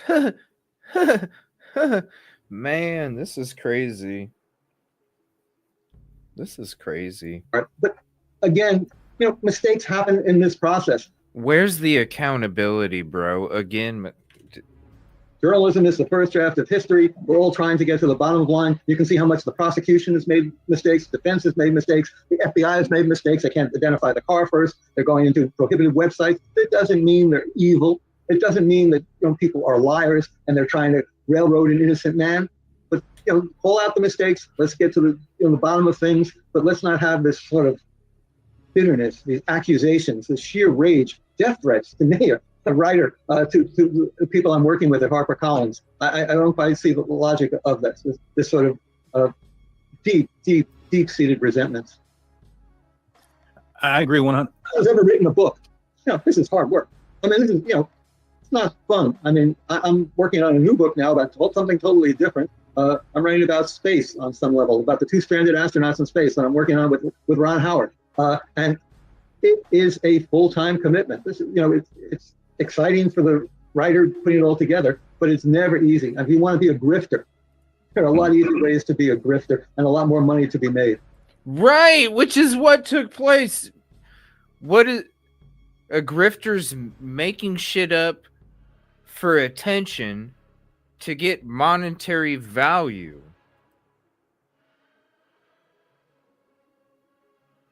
I bet there's a chapter about the fascination of Catherine Ramsland from BK, right? I'm telling you that there is no cotton ball at the bottom of the cliff, but hey, there's cotton balls at the bottom of the cliff.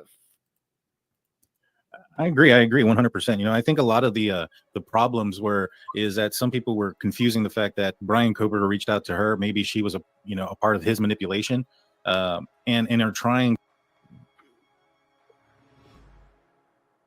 When did anybody's? I'm sorry.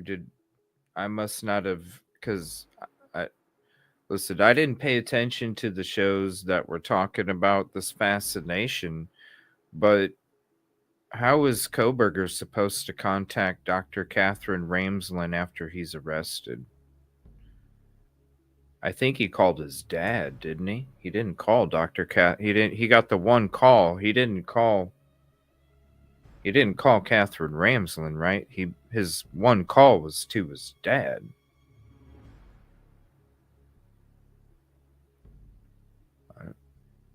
I don't know. Maybe it's in it.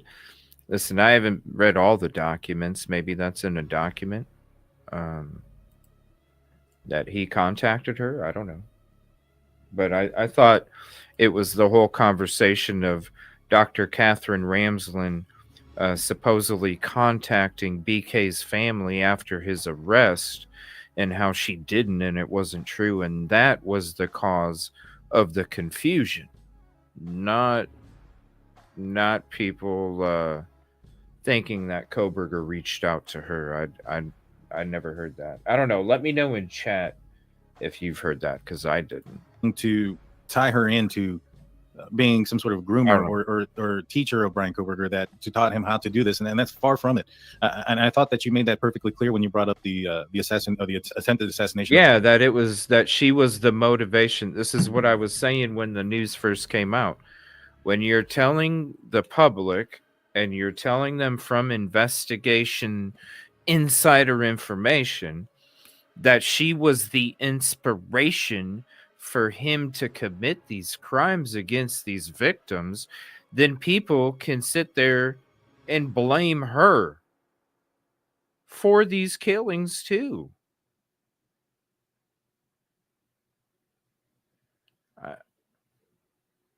I'm confused at the confusion. That's just, I don't know. I'm confused at the confusion. And this guy giggling, Howard Blum giggling, like, it's not funny, dude. It's not funny. I don't think anybody would find it funny.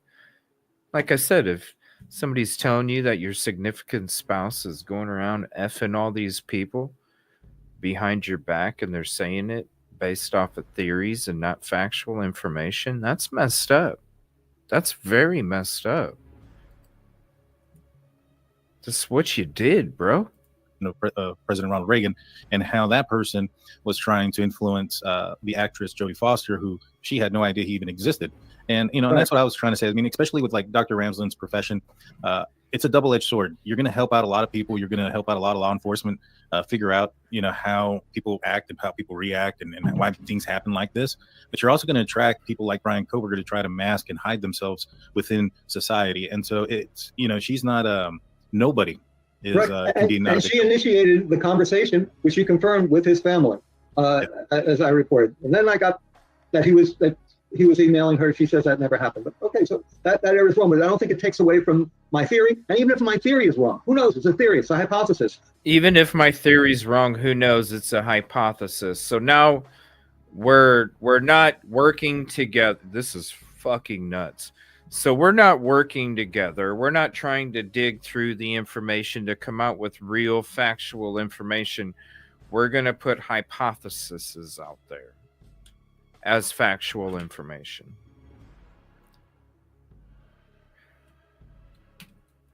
I really got to watch that episode that Yoli and Andrew D. Myers.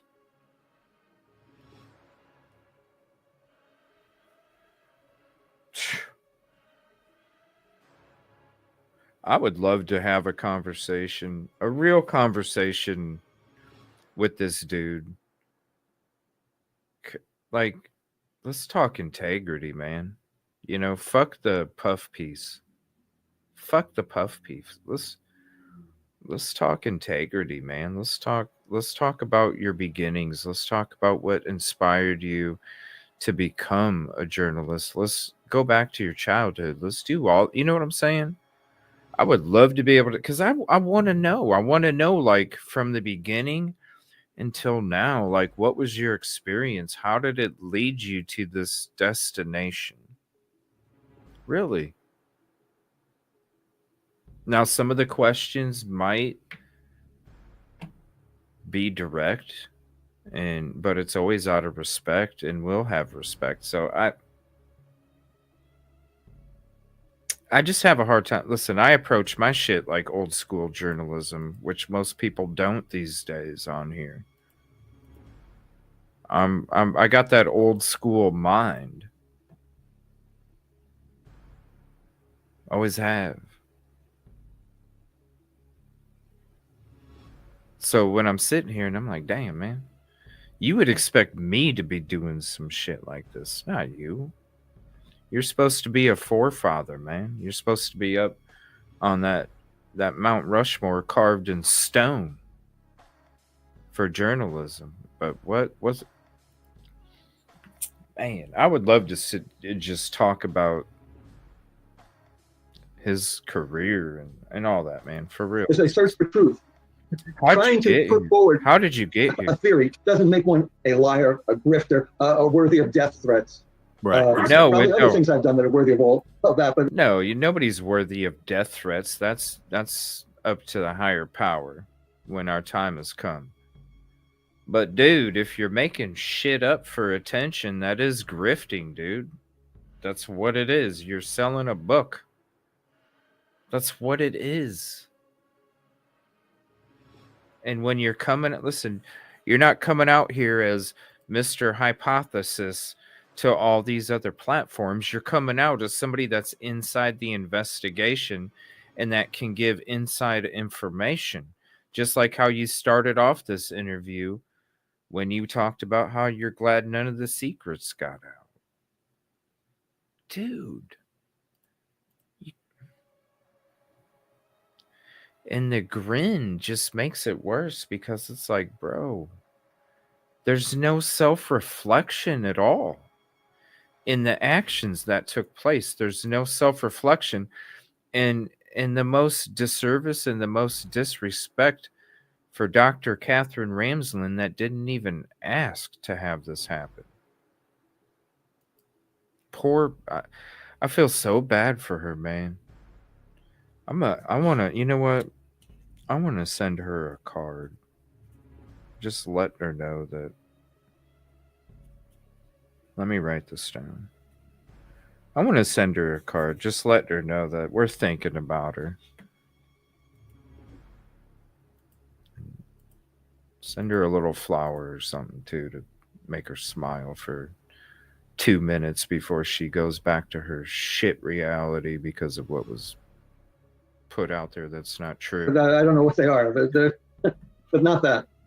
No, I agree. And I don't think you're too off when it comes to this theory. I mean, I brought it up. When I read that, I was like, you know what? A lot of these things make sense because a lot of people attribute what happened at WSU, what was going on in Washington and in Pullman as why maybe perhaps he committed this crime. But that's not the case. He purchased the K-bar knife while he was in Pennsylvania. He purchased the balaclava mask while he was up there, the backpack. And while he was up there, he was graduating with his master's. This is the height of his life. I mean, you know, he was studying with Dr. Ramsland. Exactly. And you know, she writes. That's a great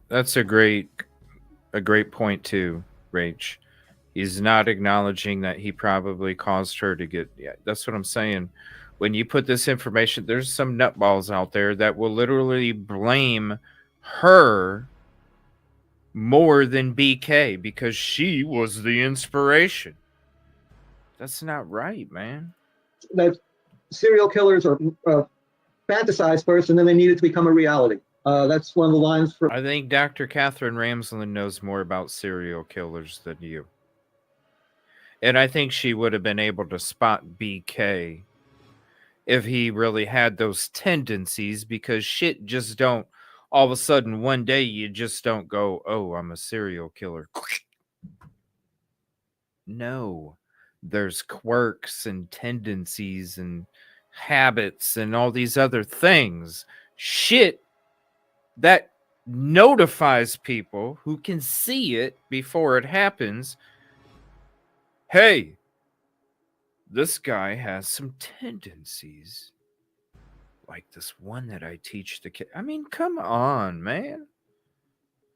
Dude, she would be the first one to spot an SK. From her book, which is a wonderful book, a very perceptive book on the minds of serial killers. And you can see this taking place. I mean, she was writing about something, and then she sees it, perhaps arguably, if Kohlberg gets convicted, taking place right in front of her. That's a fascinating perspective. I say I look for interesting ways into stories, like the different fathers. Well, this is another way into the story, and it fascinates me.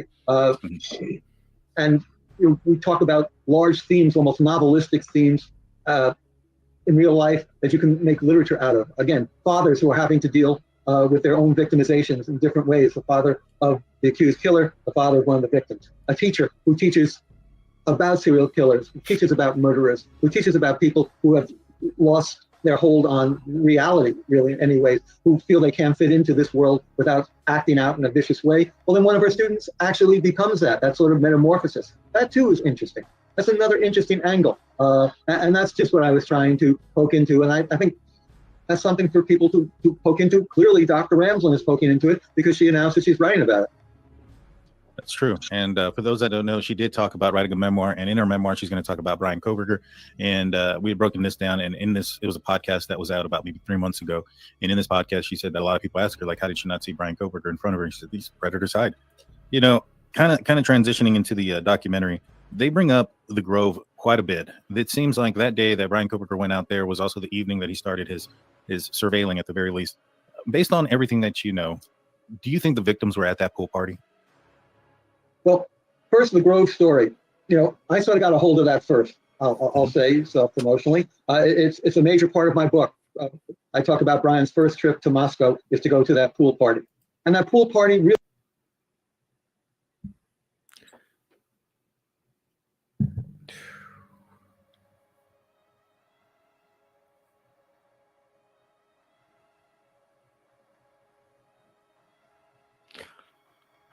This is like the book.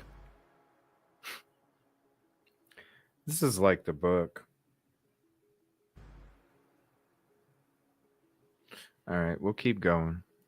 Really comes about because of Brian's father. Brian's father goes up to the neighbor as soon as they get to Pullman, Washington, and says, "Hey, my son has a hard time meeting people. Can you help him out?" And so the neighbor, I think it's Chris Martinez, really nice guy, said, "All right, why not? I'll get him an invitation." So that gets him there. Were the victims at that pool party? Well, I did a lot of research trying to get to the bottom of that. And I knew that the FBI, I talk about this in the book, the FBI too went over videos, photographs taken at that pool party to see if they could find any one of the victims there. I had people also reach out to Gonsalves family to see if Kaylee could have been there. I could not find any confirmation. Then there was the other aspect. Well, were any of the people involved in drug dealings there who been accused of being involved in the drug angle? Then perhaps that was tied to the murder. And people there, quite frankly, were less authoritative. They couldn't say for sure. Dude.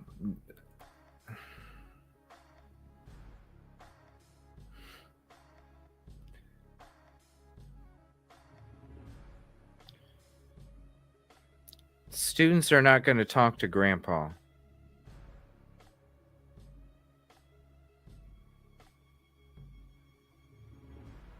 They talked to babyface CJ wearing Washington State University gear, wearing University of Idaho gear, thinking I'm just one of the new students.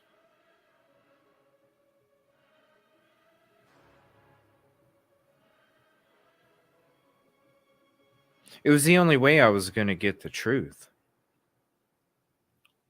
Go out there as a new student, wear the university gear, shaved face.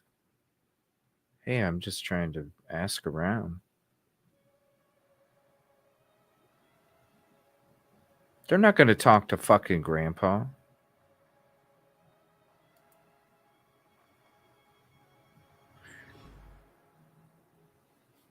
I've told the story plenty of times of the conversations I was having with the people, what they were thinking, percentages I was giving you that went to the community, different students. I broke it all down in different categories. Who thought what?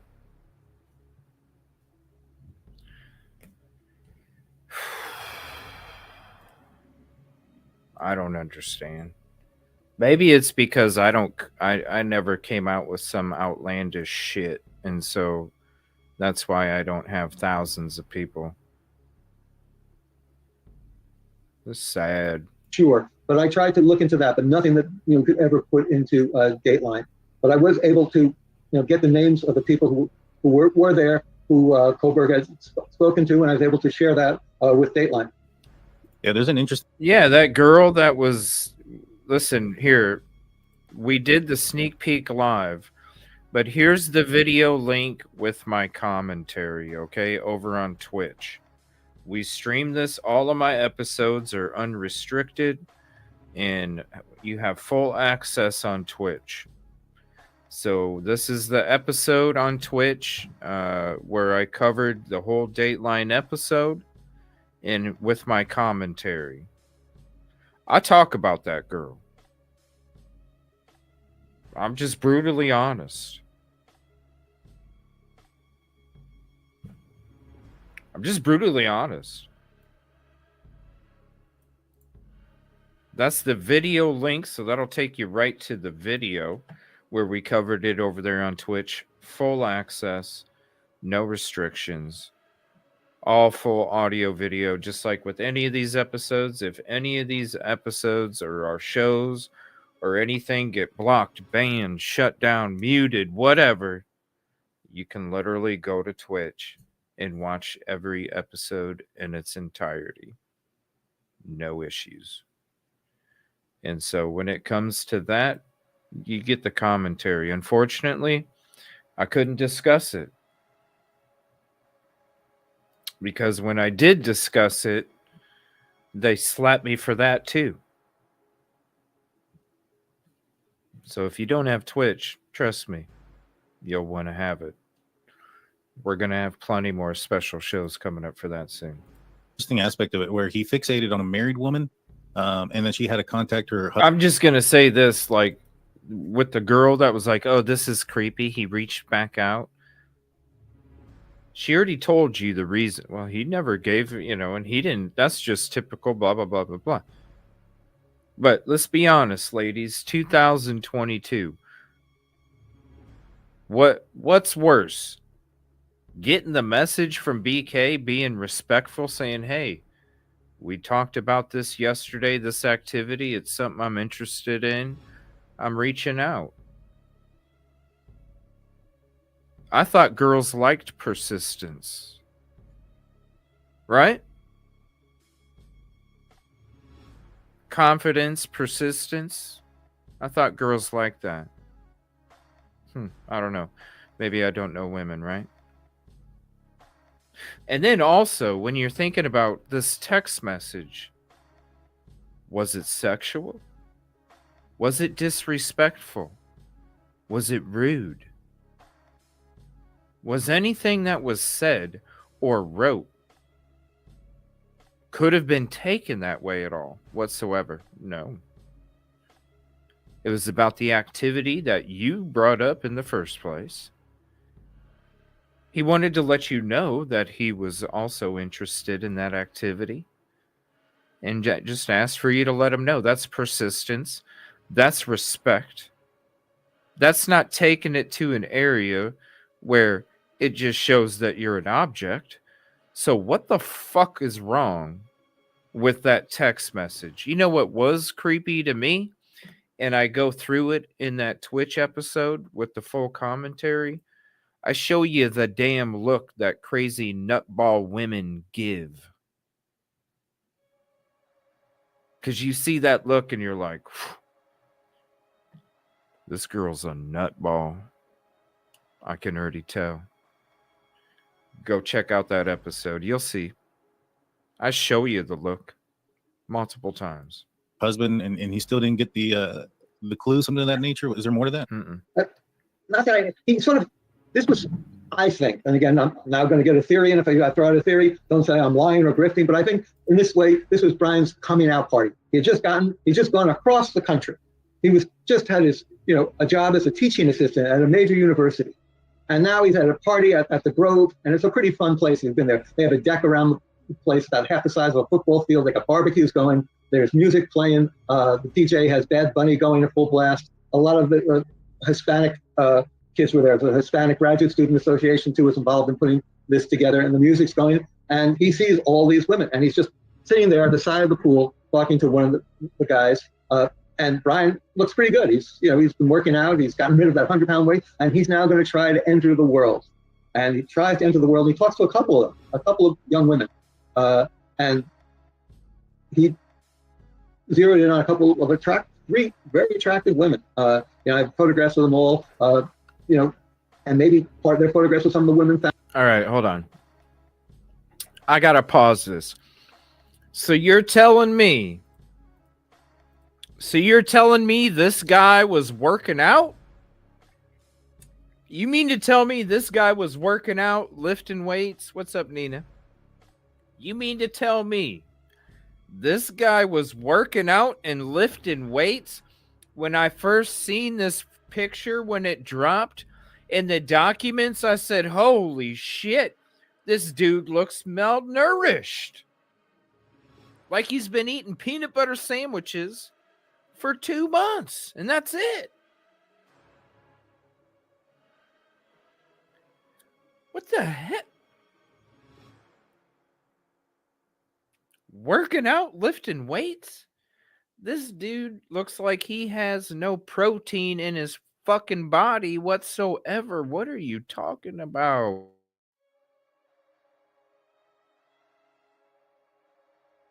Found on his phone later on. Maybe he was taking photographs too. I don't know. That's something to investigate. But he was trying to make a connection with them. And then he succeeds. He makes some sort of connection. And then either he can't take the next step or he does it so awkwardly that the people pull back. And that's sort of the story of his life. He gets to this position where he's just about to enter the real world, the world he's been an outsider to, the world of young people, interactions, the way, I was 1,000 years ago when you're going to college and you feel you're away from home and life is pretty exciting. It's full of possibilities. And for him, these possibilities were limited. On the other side, that's what makes the story of the victims so poignant, because they had all these possibilities. You think of 4 kids whose lives could have been so full of joy, of accomplishment, of meaningfulness. 4 kids who were so blessed. I mean, look at the way they look. They're smart, they're attractive, they can interact with people. These were the personification of everything that he was not. Everything that you see in a picture of a guy with a hoodie pulling it up and looking like the Dr. Death or Dr. Doom or whatever you want to call it. This was all about a man, I believe, if he's found guilty, coming into contact with this world he wanted to aspire to, but he realizes after doing it, he can't fit. And the only way that he can exist in the world is get rid of these constant rebukes to his differences, the way he stands on the periphery of events. They are a rebuke to everything that the way his life is, and he wants to get rid of rebuke. And that's, I think that's a powerful story to write too. Yeah, how about writing a story about rebuking the shit that came out about Dr. Catherine Ramsland? Rebuke that shit. And someone who does that is someone who's looking at a news story as it happens, and trying to understand it and trying to put it into almost a narrative. And that's what I'm really ultimately trying to do. I'm trying to figure out a narrative for these events, and every narrative needs characters. My characters are, Michael Koberger, Steve Gonsalves, Brian Koberger, other members of his family, and perhaps Dr. Ramsland, if I were going to write about it again, if I were to write about the trial. I just don't know. Good deal. Yeah, I think that all those characters definitely would be have to be included into this story that Brian Koberger is now part of. Holly was a female who gave Brian Koberger his number. He had texted her about hiking. I know you had mentioned to me before that some of these young ladies had gotten calls with nobody answering on the other end. Was she one of them? I know she didn't respond to his text message, but did she also receive calls from random persons? I don't think she was. That interview where she talks about the hiking was a real find, and that was all Shane Bishop's. He nailed that down. I mean, as I said before, he's a very intrepid, a very resourceful, and very focused reporter. Yeah, that was one of the things I was wondering about that. I think she, by not answering, probably saved her life. I mean, imagine going out there at the time of night that he usually tends to go, and I think it's also brought out that he's seen. Wouldn't not answering... Wait a minute. Wouldn't not answering...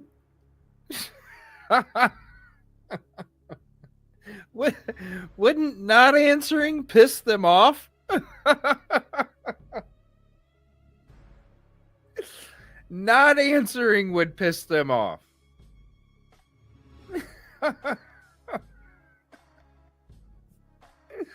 Why do you think people that are dealing with nutballs have to let them go gently?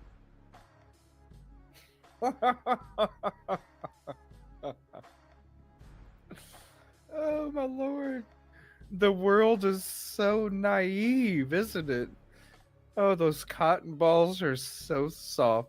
Hiking, going into the park at night. She probably could have put herself into some major danger. Another person that... Or she could have saved him. I mean, who knows? I mean, maybe he would have developed a real friendship with a woman. Yeah, they already talked. She put her number in his phone, and then she gaslit him. That would piss a killer off, all right? I thought we had something special. And now she ghosts me. That's gonna piss... Don't slip in the oil slick.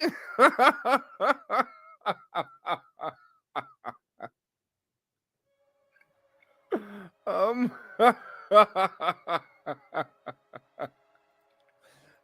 this is... I gotta mute myself. I'm gonna get in trouble. And maybe he would have felt, well, hey, this is possible. I can make my way in the world. I can belong. I mean, that's why I also believe his relationship with Dr. Ramsland was so important to him. Here he was having an interaction, a dialogue, a conversation with someone he respected, someone who was worthy of his respect, someone he might have revered. And the initial conversation was about ideas. He, in his distorted way, arguably took it that he wanted to make a statement to her of his respect and affection to her, almost like John Hinckley did with Jodie Foster to President Reagan. Yeah. Oh my God! Yeah. What? Another person that probably put themselves in a little bit of danger. Now young. Oh my gosh, that's what the reference is. Now we're gonna compare BK to Anthony Hopkins. Oh my Lord. We're going to compare. They already started it. Jodie Foster was one of the 6 degrees of separation. Now it's going to be connected to Anthony Hopkins. Like BK should have Anthony Hopkins' face mask on him while he's got the straight jacket. Oh my Lord, this is crazy. Now young Ko, watch, a PhD student who watch, it'll happen. Sounds like watch, it'll happen. Next thing you know. Oh my Lord, this is crazy. Shared an office with Brian. I can't wait for trial. I could not wait for trial. This is too much. Koberger also shared a apartment complex. This is some things happen. I was watching before we came on Ken Maines from Unsolved No More, who is also a guy who Brian Koberger watched. He was putting in one of his documents one of the videos about Ted Bundy that Yeah, if you're just joining, check out the intro of the show. We covered that little part in the beginning of the show, a little segment on that. It's like, come on, man. Let's just... Oh my God, this is crazy. I love you guys. Believes there's an escalation, and it starts off with Zip. breaking in, scaring, fear, those type of things. It sounds very much similar to what Brian Koberger may have done with Miss Coe here. What are your thoughts on the situation? I mean, very much so. I spoke directly to a friend of Miss Coe, who met Brian many times, was aware of the relationship, and Miss Coe confided to her about her fears, that she felt actually that Brian had broken into their house. I mean, she goes into her student room, and she first notices that her cosmetics are taken off the cosmetic shelf, and they're now arranged in a neat row on the toilet seat. Pretty weird.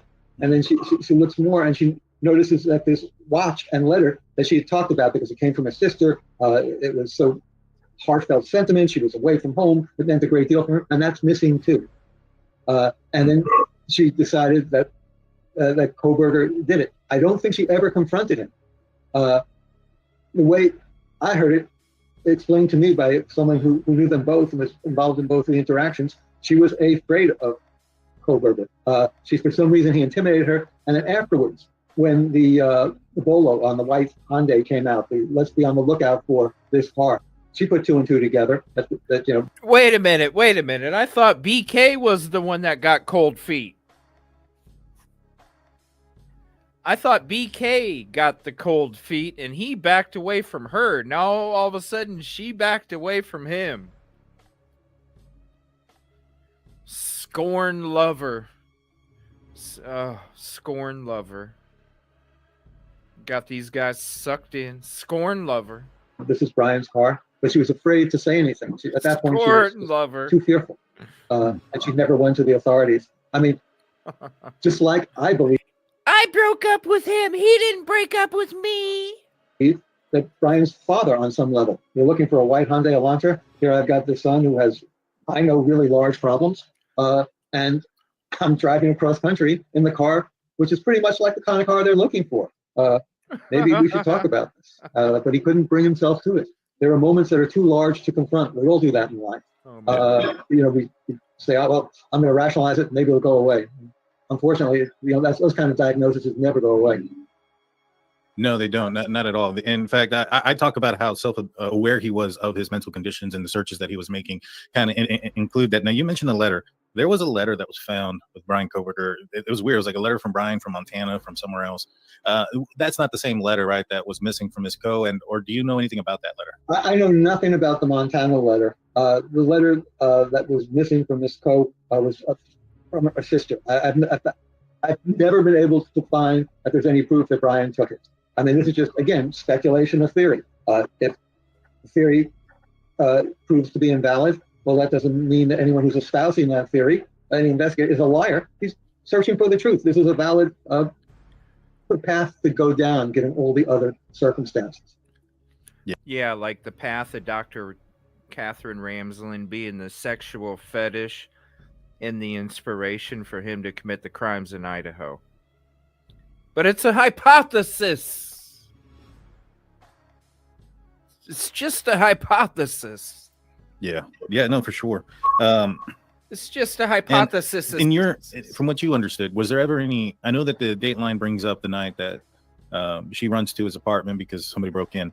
But is there any confirmed instances of any romanticness between her and Koberger? What I have heard, and I've heard this from people with good authority, whose opinions, whose assessments should be accurate. She told people she had feelings, quote, that was the word, quote, feelings, unquote, for Brian Koberger. He had no interest in her, and according to what I was told, she then felt that she was not worthy of him. She decided that she was... For a guy that scared you and was rude and treated you like shit. Okay. Just somehow was not as smart as Brian. Okay. She didn't communicate as well as he did. Her English was very poor. Or maybe it's it's a self-confidence problem and you fall in love too easy, lady, you fall in love right away. Self-confidence problem. I mean, come on. You gotta fix yourself before you can work with someone else. All right? You gotta fix yourself. Fix yourself, then you can work with someone else. Because he probably was like, whoa, no. She needs to mature a little bit here. I'm not even going near that. Poor at that point. She had just come to America, and Brian was a star student in many of the classes. He was showing her the ropes, and he felt right, Mishy girl. Oh, there's that incel narrative.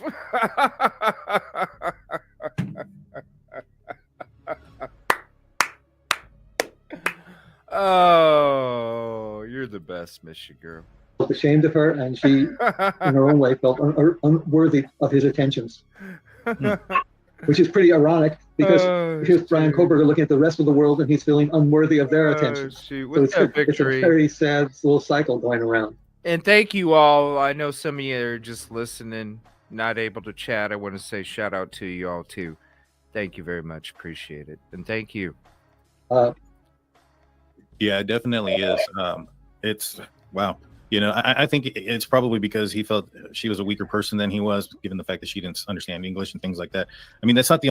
Okay, so if a guy's trying to manipulate you or is manipulative, isn't that like, dude, this is so easy. This is so easy. Like, what the hell are you talking? The only person that he belittled because of not being able to speak English very well. In fact, there was a... When you're out on the street and you know the street, some people that ain't never been out there just don't understand. That shit's, dude, that is like what most dudes that want to be about that target. I'm confused. There's a professor there at WSU that wrote on Ted Bundy that Brian Koberger had some issues with. Isn't that correct? Yeah, there was one professor there who I think was born in France. French was her native language. I mean, sort of would respond, mimic her to the students, belittle her language. He always seemed to give the impressions to the students I spoke with, and it seemed that way to his supervisory professor, that he was the smartest guy in the room. And he was feeling, on one level, he was feeling good about himself. He had lost all this weight. He had fitted, was about to fit in, but he couldn't quite make it. If you talk to his old friends in Albertsville, Pennsylvania, they were saying that once Brian lost the weight, once he became this new Brian, the one who became vegan, worked out, he was sort of embarrassed by them. He didn't want to sit with the losers table anymore, in a sense. He was always putting them in headlocks and sort of, punching them with his knuckles in their head, sort of teasing, but in a way trying to show his newfound strength, his newfound superiority. He didn't want to be one of the nerds anymore. He wanted to belong to the cool kids, but he could never make that. And then when he goes out to Moscow, there you can see this whole house filled with the coolest kids in the world. And they are, every one of those kids was, smart, sociable, good looking, and they were all a rebuke to the way his own self-image and to the world he was living in. This documentary brings up Ted Bundy quite a bit. So it talks about Brian Koberger's searches with Ted Bundy. Do you think that, in a way, when you go to school, I imagine you're going to search, you know what I'm saying? Hell, I run a true crime channel. There's a lot of shit that I come across that I don't even do shows on. That's why people trust me with information. Oh my gosh, he was a true crime content creator, but oh my gosh, did you see all the serial killers CJ looked up? Son of a bitch. He was idolizing Ted? I don't know that. You do know, one does know for a fact that he studied Ted Bundy under Dr. Ramsden. He read about Ted Bundy. But what's also interesting about all these references to Ted Bundy, there's no crime of that. It's almost incidental. Ann Taylor can say, and perhaps with very good reason, well, he's a criminal justice student. Why shouldn't he be looking on the web for information about Ted Bundy? That's his area of expertise. That's where he's trying to get his PhD in. So everything that was seen on the Dateline show, I found immensely interested, immensely valuable to build out the character of this young man. But will it affect the legal case against him? I'm not so sure. The night information is pretty damning, legalistically, I would say. But, the selfies and the hoodies, his choice in music, looking at porno sites for women in subservient positions, well, that's not a crime. No, it definitely isn't, but it does kind of add to certain things. You mentioned like the knife and the DNA behind. Oh, so are these guys saying that in their early to mid 20s they really? Really? Yeah.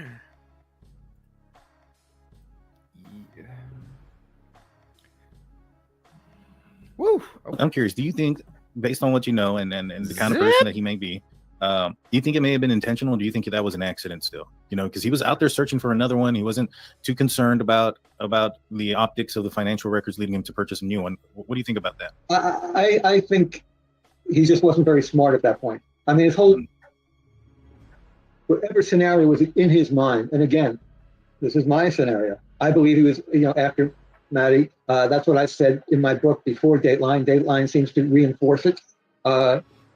And I think that once he goes into the room and sees Kaylee there, that throws everything off. It's come out recently. Kaylee's father has talked about how he punched her so severely he broke her nose. I mean, that shows his frustration. First, it shows on one level her courage for fighting back. I mean, she was one courageous young woman. She was literally fighting for her life. Awakened from a drunken sleep, and now you have to fight for your life. It's a pretty horrific situation, and she rose to the occasion and fought back. But Kohberger just couldn't deal with it. Now he had to get out of there. He had to kill her too. I don't think his intent was to kill 4 students. I think it was just to kill one young woman. I think somewhere down the road, maybe at the trial, maybe years from now, maybe when Kohberger's sister writes the book that she's apparently or allegedly writing, we'll find out that he had some sort of interaction with Maddie. Somehow he became obsessed with her. He felt that she had turned him down and he wanted some level of revenge. Again, this is the objectifying of another human being. This is what's happening in this discourse in this sort of true crime community. It doesn't have really much of a community vibe. It's really about the victimization of other people, try to make them enemies rather than colleagues going on this journey to find narratives, to find truth, to develop theories, to get to the bottom of what's happening. Because ultimately, that's why you're doing this podcast. That's why people are listening. That's why I'm writing. All trying to make sense of something, which is pretty difficult to understand. There's no rational reason that you can explain why anyone would kill 4 young people, particularly in the middle of the night without knowing them. So we're looking for somehow to make it more palatable for us to understand the world we're living in. How could this have happened? What was driving him? Mm-hmm. And that's what Dr. Ramsden does. That's what she's been so brilliant at. And the idea that she's going to apply her perceptions, her powers, her intelligence to this case is exciting and wonderful. Do you think Brian Kohberger thought they were onto him at any point? I know he shows narcissistic tendencies. I mean, if you look at the videos that he was watching about Ted Bundy and then emulating the video or the picture of him with the hoodie and the music that he's listening to and to me he's placing himself as that person, as the subject of all those things. And I think he was looking for a K-bar knife to do another crime. I think he didn't have any indication that they were onto him. I think him thinking he was the smartest person in the room probably led him to believe that. But I did notice the Dateline kind of mentions that after he goes to Pennsylvania, there's no more searches of K-bar knives. Do you think he was on to the fact that the FBI was watching him? I think at some point, I think after the car stops going through Indiana, even though they weren't tied to this case, apparently, I think he had to suspect something, and I believe that the father had to suspect something. I mean, Brian, once he got to Pennsylvania, allegedly was cleaning his car furiously enough to make, Dateline reported on, I think on their previous episode, how much his sister began to suspect him. I mean, this is a case ultimately about narcissism on some level. I believe that his place in the world should be elevated, and anyone that's a rebuke to his stature is a loser and is worthy to be dead. And this is what's happened again in this conversation on the true crime sites. Anyone who disagrees with you is a loser, a liar, a grifter, a bum, and they too should be issued death threats. It's pretty, two parallel worlds suddenly coming together. The study of psychotic behavior, and then people writing about psychotic behavior, and they're all merging. It merges with Koberger, who begins studying this and then becomes like them. And now it's like some of these people on the web are moving closer and closer, I believe, to this sort of psychosis of dehumanizing people. Yeah, well, I think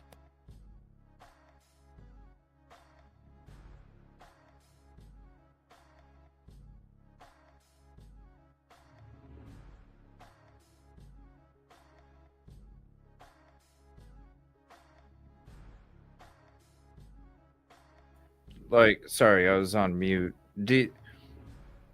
It's called social media. Any content creator will tell you that the amount of fucking hate mail and hate messages and people that are just rude and disrespectful and pieces of shit just because they have some kind of negative vibe inside their soul already and you're just in their path. I mean, there's so many of it. Especially putting yourself out here like we do. Hell, not just using your voice. There's some people like me that actually go on fucking camera. There's some people like me that actually go out to the locations.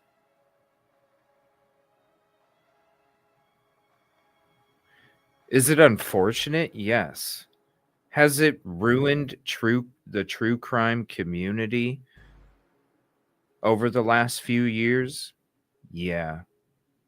Because you used to be able to come onto YouTube and watch your true crime shows, and for the most part, everybody be respectful. Now there's so much hate and negativity just in the true crime community alone. And the people that just have shitty souls. There's so much.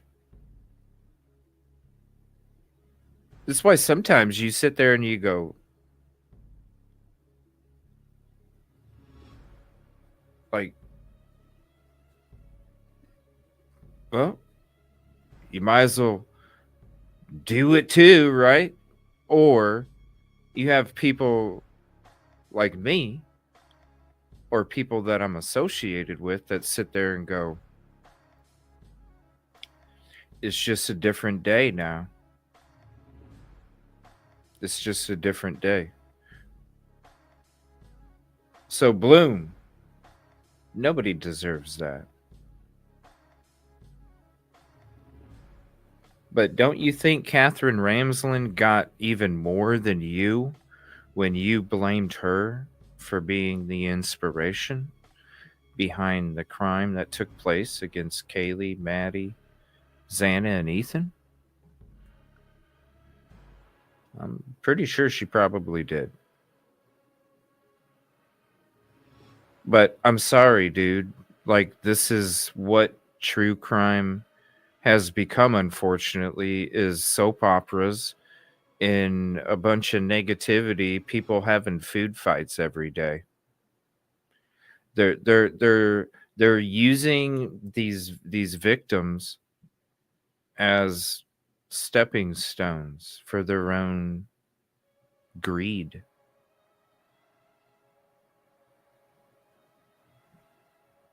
It's gross. It's really gotten bad the last 5 months. It's really gotten bad. And you see them all doing the same thing. Oh, one person talks about a new case. that's not even in this country. We have how many fucking missing people in this country? How many missing people in this country? Oh, guess what? We're going to talk about another missing persons case from another country, and it gets a bunch of views, so we're all going to waddle and fucking swim over there too. So now that's the new flavor of the week. Give me a fucking break.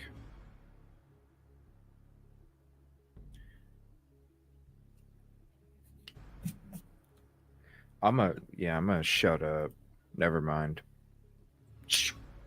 There's so much to say. I think it was Steve who mentioned it in my interview with him that a lot of the pro burgers, they look at themselves when they see Bryan Kohberger and they're a reflection of themselves. And I strongly believe that that's the case. And Steve, on your interview, which is absolutely fascinating, and the stuff he's revealed and the stuff he's looking into and the pain he's suffering and the magnitude of his pain is colossal. But at the same time, when he's talking about how he's going out there and getting all these facts and the character of a father who's just not going to trust, I mean, this is heroic in my mind, a father who's not going to trust law enforcement to get the job done. He's not going to trust the courts even to punish these people unless he can get the death penalty, enforce a firing squad. That's a character worth writing about. And someone who wants to write about it, since you've made yourself such a public figure, I mean, he must be on a podcast a week. Should not be surprised when someone says, okay, I'm going to write about you, and write about you in a respectful way and want to talk to you about it. I don't see the problem. I don't see the reason for his animus. I don't know. You know, I've talked to Steve. We've never actually brought up like, you know, any conversation there. If I had to take a guess, I think maybe perhaps I think there was something about grand jurors and he doesn't want to get kicked out of the courtroom type of thing for saying something he shouldn't, which is why we recorded our interview. We recorded our interview and we sent it out to our lawyers. So that way they can go through it and make sure that there was nothing that was violating any gag order or any of those things. And so I can't speak, you know, for him as far as that goes. I would probably guesstimate maybe that's got something to do with it, but you know, dude, why did you have to go to a lawyer when? Okay, hold on. Why did you have to go to a lawyer to make sure that you didn't right, our lawyers? Why did you have to go to a lawyer to make sure that you didn't violate any gag order when fucking Dateline just violated the fucking gag order? What am I missing here? Dateline just violated the fucking gag order.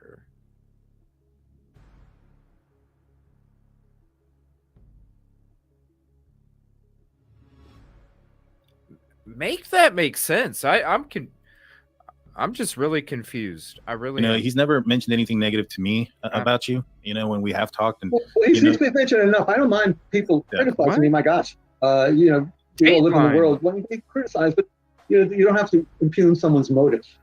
Yeah, exactly. And he did mention to me, like when Dr. Ramslin had reached out, and because I have Dr. Vona, who's a colleague of Dr. Ramslin's, somewhat separate. I mean, they don't work together, but she's a forensic psychologist as well. Wait, they're friends or they're not friends? Hold on. The reason for his animus. Are they? Hold on. Do you guys know if are they friends or are they not friends? Because I don't know. You know, I've talked to Steve. We've never actually brought up like, you know, any conversation there. If I had to take a guess, I think maybe perhaps I think there was something about grand jurors and he doesn't want to get kicked out of the courtroom type of thing for saying something he shouldn't, which is why we recorded our interview. We recorded our interview and we sent it out to our lawyers.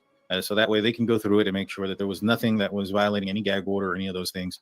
And so I can't speak, you know, for him as far as that goes. I would probably guesstimate maybe that's got something to do with it, but you know, he's never mentioned anything negative to me about you, you know, when we have talked. And well, he's been mentioned enough. I don't mind people criticizing me. My gosh, you know, we all live in the world. Let me be criticized, but you know, you don't have to impugn someone's motives. Yeah, exactly. He probably smelled the hot dog steak before we did, Blum. He probably smelled the damn hot dog steak before we did. That's why he was like, I'm not fucking with this dude anymore. Thank you for joining EvilleCJ Media and Investigations. Your support means the world. Please hit the like, subscribe, share this out to your socials, and click that bell to make sure you get notified of all upcoming shows. And hot dog steak is on the menu. Details on the screen.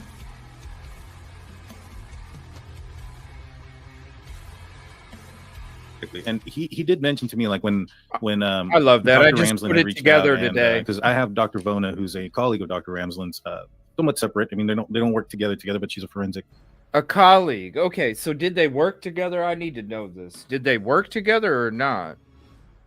She's a colleague, a co-worker, or they're just in the same field? I'm confused. I'm more confused than I was 5 seconds ago. Notice. Yeah, exactly. And he did mention to me, like, when Dr. Ramsland had reached out, and because I have Dr. Vona, who's a colleague of Dr. Ramsland's, somewhat separate. I mean, they don't work together, but she's a forensic psychologist as well. And she had reached out to Dr. Ramsland, and Ramsland had said not nearly as much as what she said to Brian Ensign, but that she, didn't have an email correspondence with Brian Koberger, et cetera. And Steve actually kind of said, hey, maybe we should talk to, I should let you know, give you a heads up about what Dr. Ramsland was saying. And then I sent you over the clip there where Dr. Ramsland was talking about that. So I don't think Steve has anything. I mean, Steve's trying to get to the bottom of things. Exactly. This is heroic. How do you deal with tragedy? You can curl up into a ball and stay in your dark room forever, or you can, fight against it all. And I admire that. It is heroic. I mean, Steve, he's a Captain Ahab figure. Herman Melville wrote a whole book about a man who just wouldn't give in, who just wanted to keep on fighting and get his enemy. And in the process, he becomes another victim too. And in the end, he loses to his enemy. I hope Steve will win. But that's what I'm writing about. And those are what's pushing my interest in him, not in any way to make money off him or all that. This all comes down to, again, a lot of the criticism is about money. I think someone writes a book and it makes a ton of money. Well, I've written 17 books and I've gotten paid for them all, but I'm doing a book on space. I'll get paid for it all. I'm not trying to exploit what SpaceX is doing now. I find that absolutely fascinating that they're inventing the future. I find, fortunately, I've been able to spend a career, a lifetime, being able to investigate stories that interest me, that have characters that interest me, and trying to investigate how to tell them in a narrative that's sustained, that will involve readers. I mean, again, and I am, rightly or wrongly, despite all this criticism, finding readers. On Amazon, the #1 book this week in criminology is When the Night Comes Falling. I'm flattered by that. It's not going to make me any real more money. I got paid. He just keeps talking about books. Okay, dude. You're gonna listen. I just came out with my hot dog steak commercial. You're gonna make me come out with my book commercial. Whoops, hold on. I gotta re-put that into YouTube because the link was too long.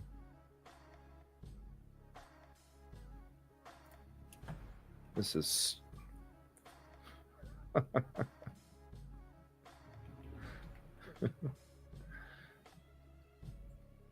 there's the link.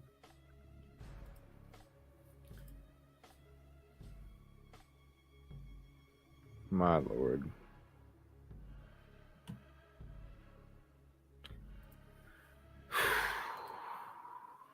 This dude's gonna have like 10 books about Idaho 4. Look, I can be gone, I'm telling you right now, 5 to 7 years. 5 to 7 years. I guarantee he's going to have at least a book a year. Watch. At least. At least.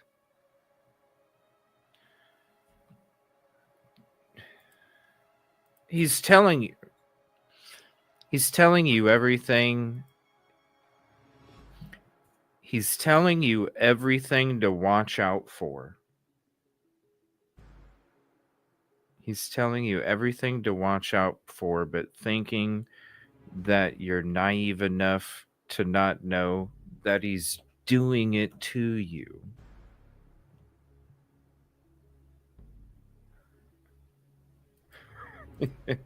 It may have worked 40 years ago, dude. I'm sorry. No matter how much you try, you just can't get hip to the script. You gotta, you gotta have your ear to the ground. And sometimes you just get too old where you can't bend over. You can't bend down that far to get your ear to the ground. You just can't do it. Right. Like to sit there and you need to watch out for this. It's the typical do what I say, not what I do.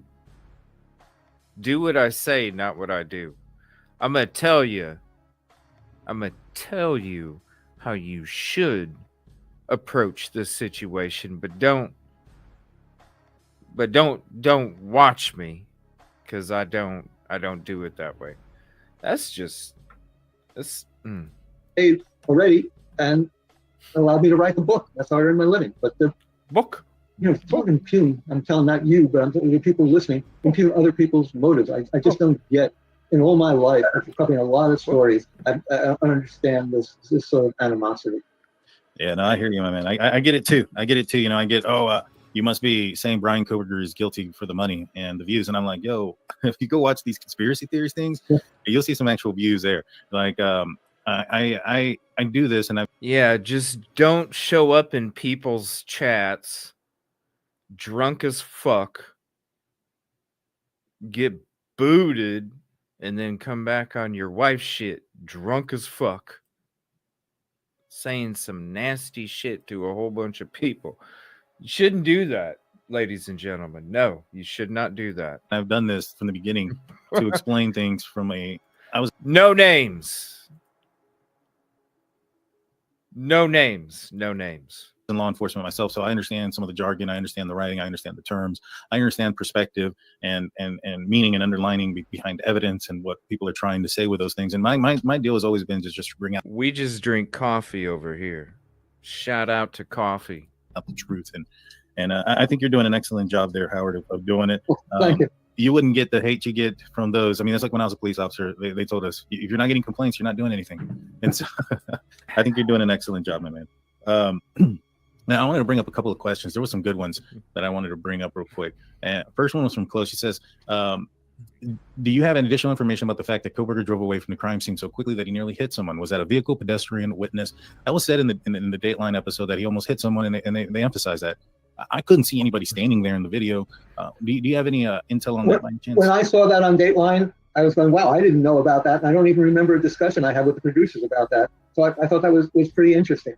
Again, what Dateline did on the 3 trips around there, I think they sort of confirmed what I wrote in my book about his trying to find this will to actually commit the crime. That he wasn't scouting the area, he was trying to find the power to become this monster that he envisioned for all this time. I think that was about. I think, again, if one were going to write about this, if one were going to do a movie about this, one scene that would interest me is when the second time around the house, he drives off University Drive past the fraternity houses, which is pretty, relatively far away. Like he's just going to leave, and something pulls him back. He just can't get away from who he is or the monster he wants to be, and he's pulled back in. That was a pivotal moment. And then when he shuts off the engine in the car, I think those are the 2 pivotal moments that night. After that, everything that happens, he's just responding instinctively. Yeah, I think so. I think you're onto something there with him leaving and then going back. I strongly suspect there was some sort of indicator on for the DoorDash, whether it was a light or something, and that was preventing him from going in. But there is some clear indication at 4 o'clock that there's some stuttering, there's some hesitation, there's a horn being heard, so he's making some mistakes and stuff. So yeah, definitely. But even the DoorDash thing, I think is sort of interesting. I think he might not even have been aware of the DoorDash. In his mind, I think he was blinders were on, because if you see all those cars, if you see the DoorDash, you really want to go, if you've planned this, you've given it some thought, and you're going to go in there. Bro! It's dark as hell back there. If you see somebody pull up with headlights, you're going to go, fuck, I don't want to get caught.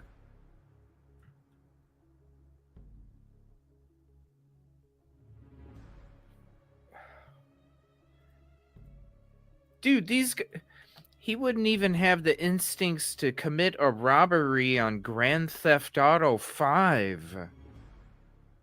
Let alone real life, dude. What? Oh my lord. Arguably, he's already put on his work outfit or Dickies, and he has his mask on. You're not going to go in a house. You think that's what we need to see, an episode of Howard Bloom playing GTA 5, doing the heists. Yeah, we need to see that. he might not catch them by surprise. I think he Get his expertise, right? That way we get live action expertise opinion. And nobody has to die in real life, you know? Oh my lord. he was in his own world by then. Yeah, I think so too. Natalie James comes in with a 999 saying, "My theory on the young lady he pulled away from, and this is Nayoung Ko. He did so because he was fond of her, and he knew he may hurt her, and he knew how he be associated with her, and so he would be a suspect." So I think what she's basically trying to say is one of the reasons why she didn't harm Nayoung Ko is because of his close relationship to her, and that some of the reasons why he harmed the girls in the 1122 King Road and Ethan is because there was no connection. I mean, this kind of goes back to him purchasing the K-Bar knife before he even moved out there. Yeah. I think I would say he wasn't really attracted to Nayoung Ko. He didn't care what she thought of him. He didn't care where he fit in his world. She was no rebuke to him. He rebuked her, so he didn't have to kill her. It was the people who he wanted to be like, the people who he idolized and felt he couldn't enter their world. Those people, the people he felt a level of love for.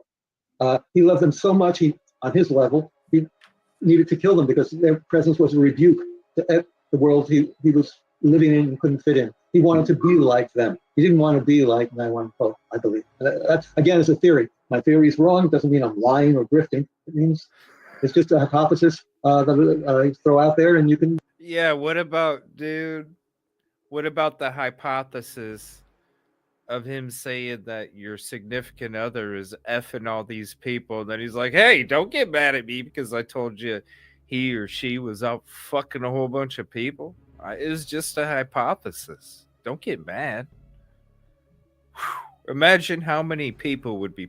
Oh, shit. So what if I called fire in a movie theater? Right? So what? So what if I just stood up and yelled fire in the middle of a fucking movie? It was my hypothesis. My hypothesis led me to believe that something was on fire. Don't get mad. What the fuck? Accept it or not, or improve it, or just refute it. Yeah. I mean, at the end of the day, I think you're spot on there too. I mean, he was searching a certain type of individual or a certain type of woman throughout that time, and that was pretty prevalent through the day. Oh shit! I apologize if anybody is listening to work and somebody heard that. Listen, this is alleged speculation. This is not. Don't listen. It takes place in a movie, right? And I'm talking about him doing it, not us. Dateline episode that he was attracted to Caucasian blonde or brunette women, and that's what he was looking at throughout those pictures. The Wandering Orphan says, wondering if Howard has insight on the ID cards found in a glove box. I think they were in his car. It was a glove box. Yeah. Cards found in a glove box. Any idea what that is? That hasn't been brought up. Remember when Banfield Since that's one of the mysteries of this case, and it'll probably come out at the trial. I think the prosecution is sitting on. Remember when Banfield, when Dr. Catherine Ramsland came out and Brian Nenton had the statement, then Brian Nenton was on Ashley Banfield and she said, we've been burned a few times in the past. And I said, look, that's who they got burned by. Hello? Why do you think Banfield is the one that came and said, sources close to... I bet they didn't put this on the back scroll. They didn't put this on the back scroll episode, did they? Where he had victims. He had IDs from the victims in his glove box. Remember when she came out and said that? I bet that's not on the episode that dropped today. Look who was giving it to her. Sources close to the, just like Dateline, sources close to the investigation. It's this effing dude. So when you're sitting there saying, dude, you would lie about something that involves somebody that you don't even have any fucking proof of. And so all of these stories from Steve and News Nation just came out and said, hey, we've been burned. They admitted it. But you got all these, man. Which way did she go, George? Which way did she go? A lot of evidence that they're just going to finally bring out at the trial. And I have no idea who they belong to. I'm eager to see. I'd like to know if they were students at Washington State University or what. I mean, he was just ready to boil over. And he was just planning his crime, I believe, for a while. And just a question of when it happens. Another thing about the case, besides Dateline, I mean, here it is, the 12th today, Monday. On the 15th, there's going to be a major hearing on this case. That's going to set up the whole future of this case. Right. The judge has asked Ann Taylor to say, well, you say there are accomplices in this case? Yep. He's saying, in effect, put up or shut up.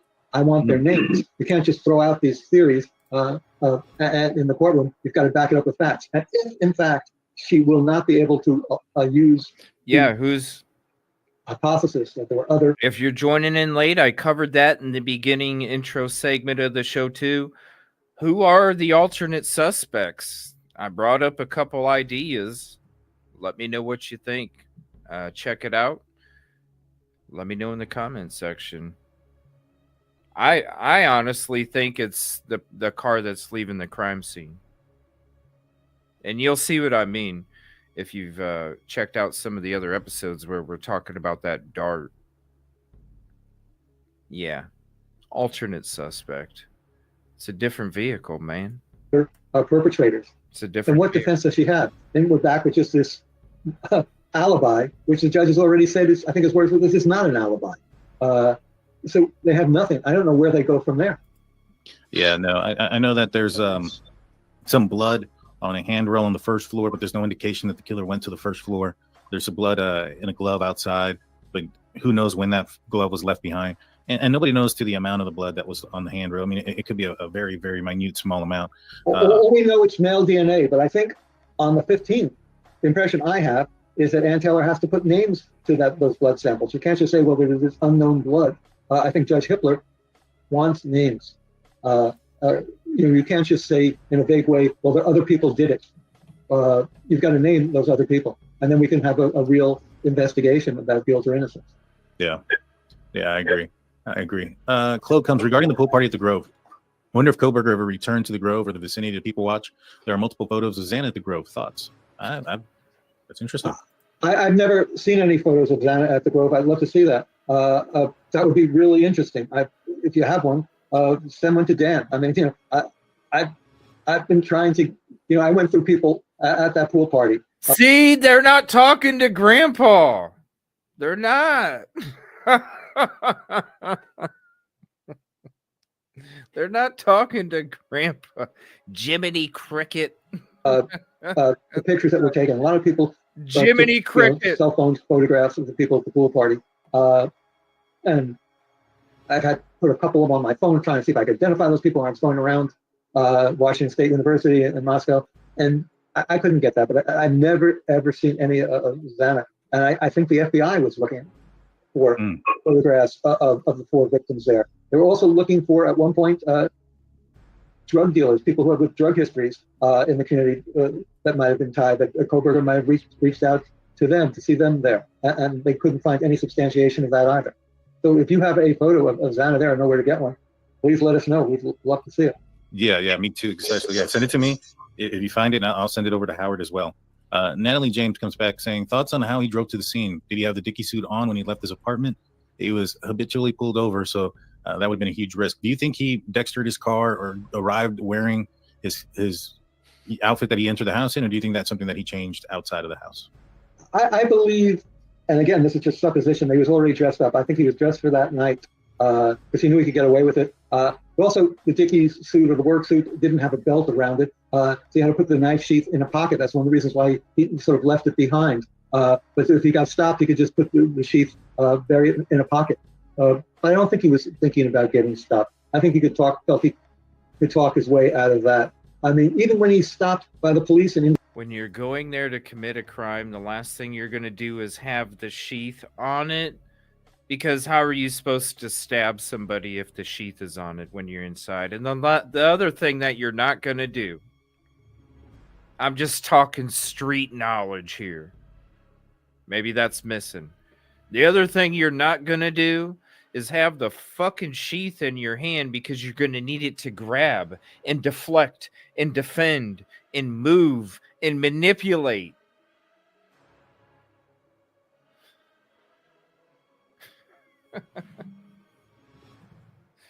What the fuck? Does a tennis player have the three? You know how like tennis players have the balls in their pocket, so they can pull out another one if they fall. They can pull out another one, and that's like a tennis player running around with a couple balls in their hand instead of their pocket. It's not even productive. Street knowledge. It does.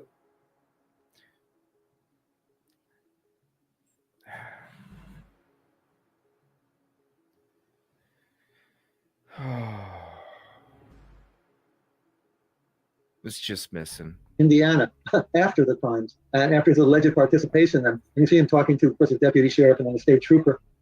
He never panics.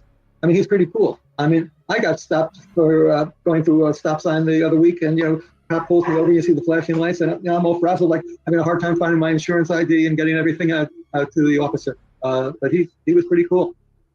Yeah, I mean, he's done some weird things. Brian Koberger. And that might be his best defense. I mean, when you look at, he's done some weird things. This is a weird dude. You look at those selfies. You look at the thumbs up picture, the one with the hoodie. These are no crimes, but he's just pretty weird. And that's what this case, that might be ultimately his defense. That's what they were trying to do with the autism spectrum behavior. That he's just a weird guy. He's innocent and a weird guy. That's no crime. Yeah, he's definitely a weird guy, and he's done some weird things. It's just like, for instance, his alibi, the fake one that he has, it puts him over there where Ted Bundy, there's a rumor out there that he started his reign of terror with Joyce LePage, female student who attended WSU. Her body was found out there at the Wildlife Park wrapped in a WSU blanket. When he gets arrested, he makes the statement, apparently, did you arrest anybody else? That was another serial killer made that statement. And then I think it was like Ed Kemper and Gacy who also inquired about drinking coffee or had drank coffee with cops. And that was another statement that he made. And these are all people that he studied, he was looking into. So to me, towards that statement, that have you arrested anyone else? Yeah. When he comes to this, he's put in jail in Pennsylvania, and they bring a lawyer in. He asked his Pennsylvania lawyer that statement too. Have they arrested anyone else? So that's pretty interesting. In his own mind, does he think there were accomplices? Or one has to wonder. But that again, that would reinforce the case that there were other people involved, and Ann Taylor, who's has no other cards left to play as I see it, but that one. Do you think that in some sort of way, by him making these statements, he's aligning himself with those type of persons, those murderers? He's elevating himself to their level of evil, to their level of high profile crimes that they have committed, their notoriety, everything else that goes along with it. Do you think that could be something there to that he's like, I'm just like them, and he's saying the things that he's saying so that we can compare him to these people? I think if I were to develop a theory, and I've developed many theories on this case, that's a real component of it. I mean, he's sitting there, thumbs up. I'm one of the pantheon of revered horrors now, and that's why. And I would also speculate. My hypothesis is thumbs up in a sense. Dr. Ramsden, look at me now. I've done you proud, and she has not been in communication with him. I get that, dude. He's still. He's still fucking promoting it.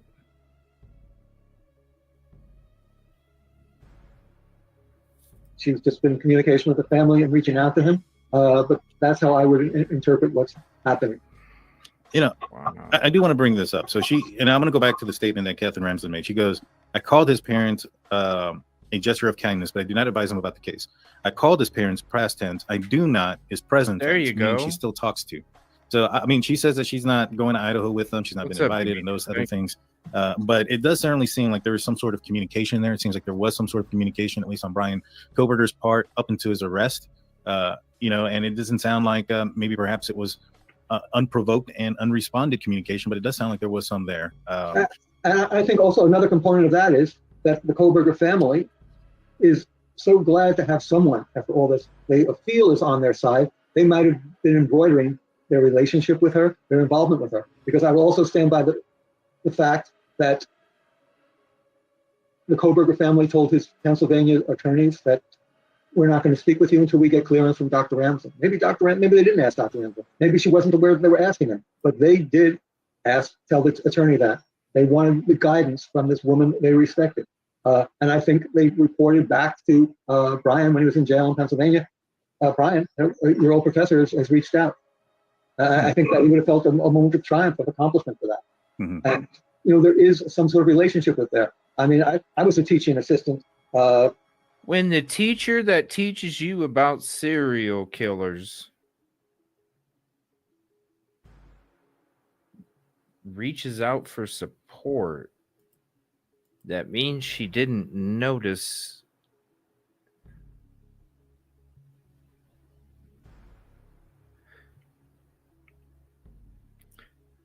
Don't you think if she would have noticed something, she would have reached out to the prosecution? Yeah, I can be a witness to tell you how much I noticed all the characteristics. I mean, what the hell? At Stanford for a bit. And I can't remember anyone in my class. If they got arrested, I wouldn't know the kids I taught for professor, that I would reach out to their family after they got arrested. So there must have been a real relationship there. I mean, it was a very high profile case, you know, given the fact that somebody studied under her and then goes out to commit a crime like this. I mean, Ken Maines kind of brought it up himself. He even reached out to Brian Koberger. I doubt Brian Koberger was going to respond to him before any trial, but Ken Maines reached out. Right. Any investigator knows that the dude's not going to be able to. We talked about it in the beginning segment of the show. It's like the NBA players that hold me back, otherwise I'm gonna go off. Hold me back. Oh my Lord! Yeah.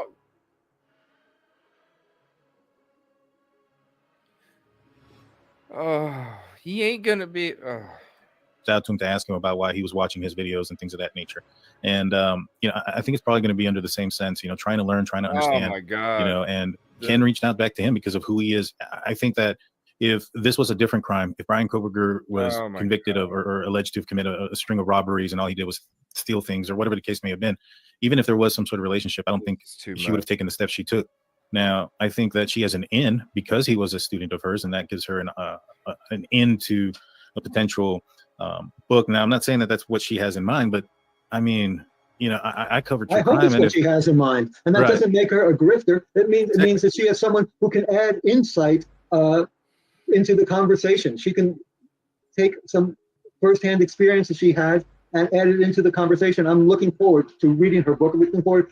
She says she's just writing a chapter. I hope it's more than a chapter. I think it'll be fascinating. I also hope Brian's sister writes the book that she's been talking about writing. I think that would be, you know, fascinating. Gary Gilmore's brother, wrote a wonderful book, Straight Through the Heart. I'd like to, you know, read hers too. I mean, all this adds to the conversation. I hope Steve Gonsalves will write a book someday. I think he has a great story to tell. How this happened, how he was blindsided by events, changed the course of his life, how he does, you know. Maybe he wants to fucking heal from it, dude. Damn. It's all about fucking money, isn't it? What if Steve Steve wants to be done with this shit once the trial's over. What the? Oh, I hope Steve writes about... Dude.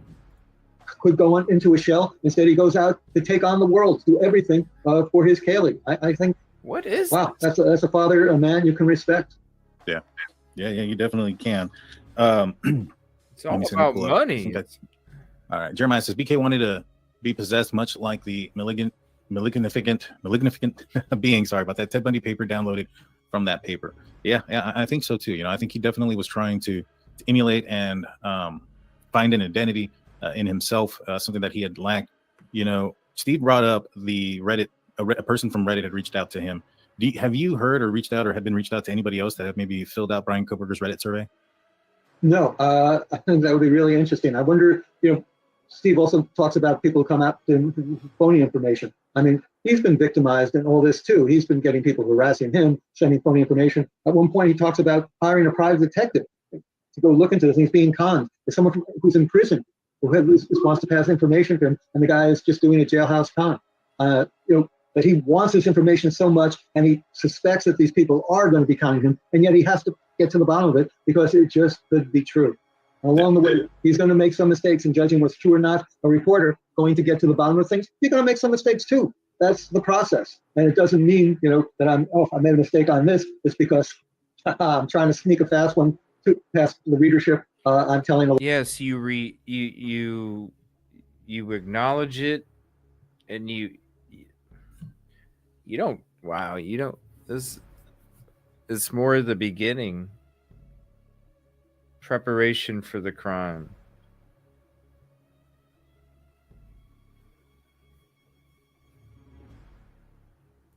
A lie. It's just a dumb error. Call me a dummy, but not a liar. Yeah, no, I hear you on that one. I hear you. The one thing though that was interesting in the Dateline program was the 911 call that was made during the daytime, which was one of the things that Steve had mentioned. That call came in 12 minutes after they had posted up a picture of online, and about maybe an hour and a half after Brian Koberger was searching up Ted Bundy. There does appear, I was doing some sleuthing, and it does appear that there's a white vehicle traveling up to the back end of the parking lot. It does kind of look like an Elantra based on the back window area, that little curvature there. I'll send it to you when we're done. Please. Yeah. Speaking of, check out the breakdown of the back window and how it's different from the car that was coming in, the car that was leaving. It's in the video section. It's a different window. Speaking of back windows, they bring up the searches of drugs, sleep, the pornography that he likes to look into, and I couldn't help but wonder, the pieces that they're aligning there were pointing in the direction that they believe that Brian Koberger may have made those 911 calls. Yeah, I think that's what they were alluding to too. I don't know. I've never discussed it with them, but I think he wanted to see. He was wondering how come things are so quiet. I think he thought people would be up and they would know about it, especially since there were so many cars in front. He was, what's going on? Students, they'd be up and around. Again, too, what they also talk about is that phone call he made at 6:30. It's 9:30 there, but he talks for, I think it's 38 minutes on the first phone call to perhaps his mom. What was said then? I'd like to know. Did he say things are great, things are bad, I'm really depressed, I'm feeling triumphant? That would be a fascinating phone call. And I wonder, because of that phone call, will Marianne Koberger be put on the stand and have to testify to what went on during that phone call? Well, she clearly, I think, is in position to get his immediate impressions. Maybe she'll say, maybe it'll help Brian's case. I don't know. Maybe he'll say, just, oh, a great day, I'm going to go out hiking, whatever. School is great. Or maybe he said, They're his hypothesis. They're just hypothesis. That's it. Things are really bad. Things are getting out of control. I'm reaching out to you, Mom, because I need an anchor. Yeah, it's going to be definitely interesting, one way or another, what he said. I do find it interesting. He's a man in his 20s making a phone call on a Sunday morning at 6:17 to talk to mommy and daddy for several minutes, almost an hour. To me, if I had to take a guess on what he was doing, is this is part of his manipulation. He's trying to manipulate his parents into believing that he's okay. This is before the 911 calls come out, so that way, if once it is revealed that there was a quadruple homicide, they're not immediately suspecting their son because they spoke to him earlier and he sounded all right. Those type of things. But that's just my speculation and guess. My speculation would be just like him circling the house and driving away. Nothing's been announced yet. Here he has a chance to reach back to some sort of reality, anchor him down. Maybe what happens, he's not that man yet. He's not that murderer yet. So he can reinforce his prior life. This is his last conversation before he becomes a hunted figure. Yeah. Let's see. That's why I say all the elements in this case are so novelistic. That's what draws, I think, a writer into this. That's what my book is about. It's not to get theories, not to look for specific facts so much, but to flesh out these characters in these interesting situations, what might have happened, how this all went down on someone who's losing or has lost his grip on reality.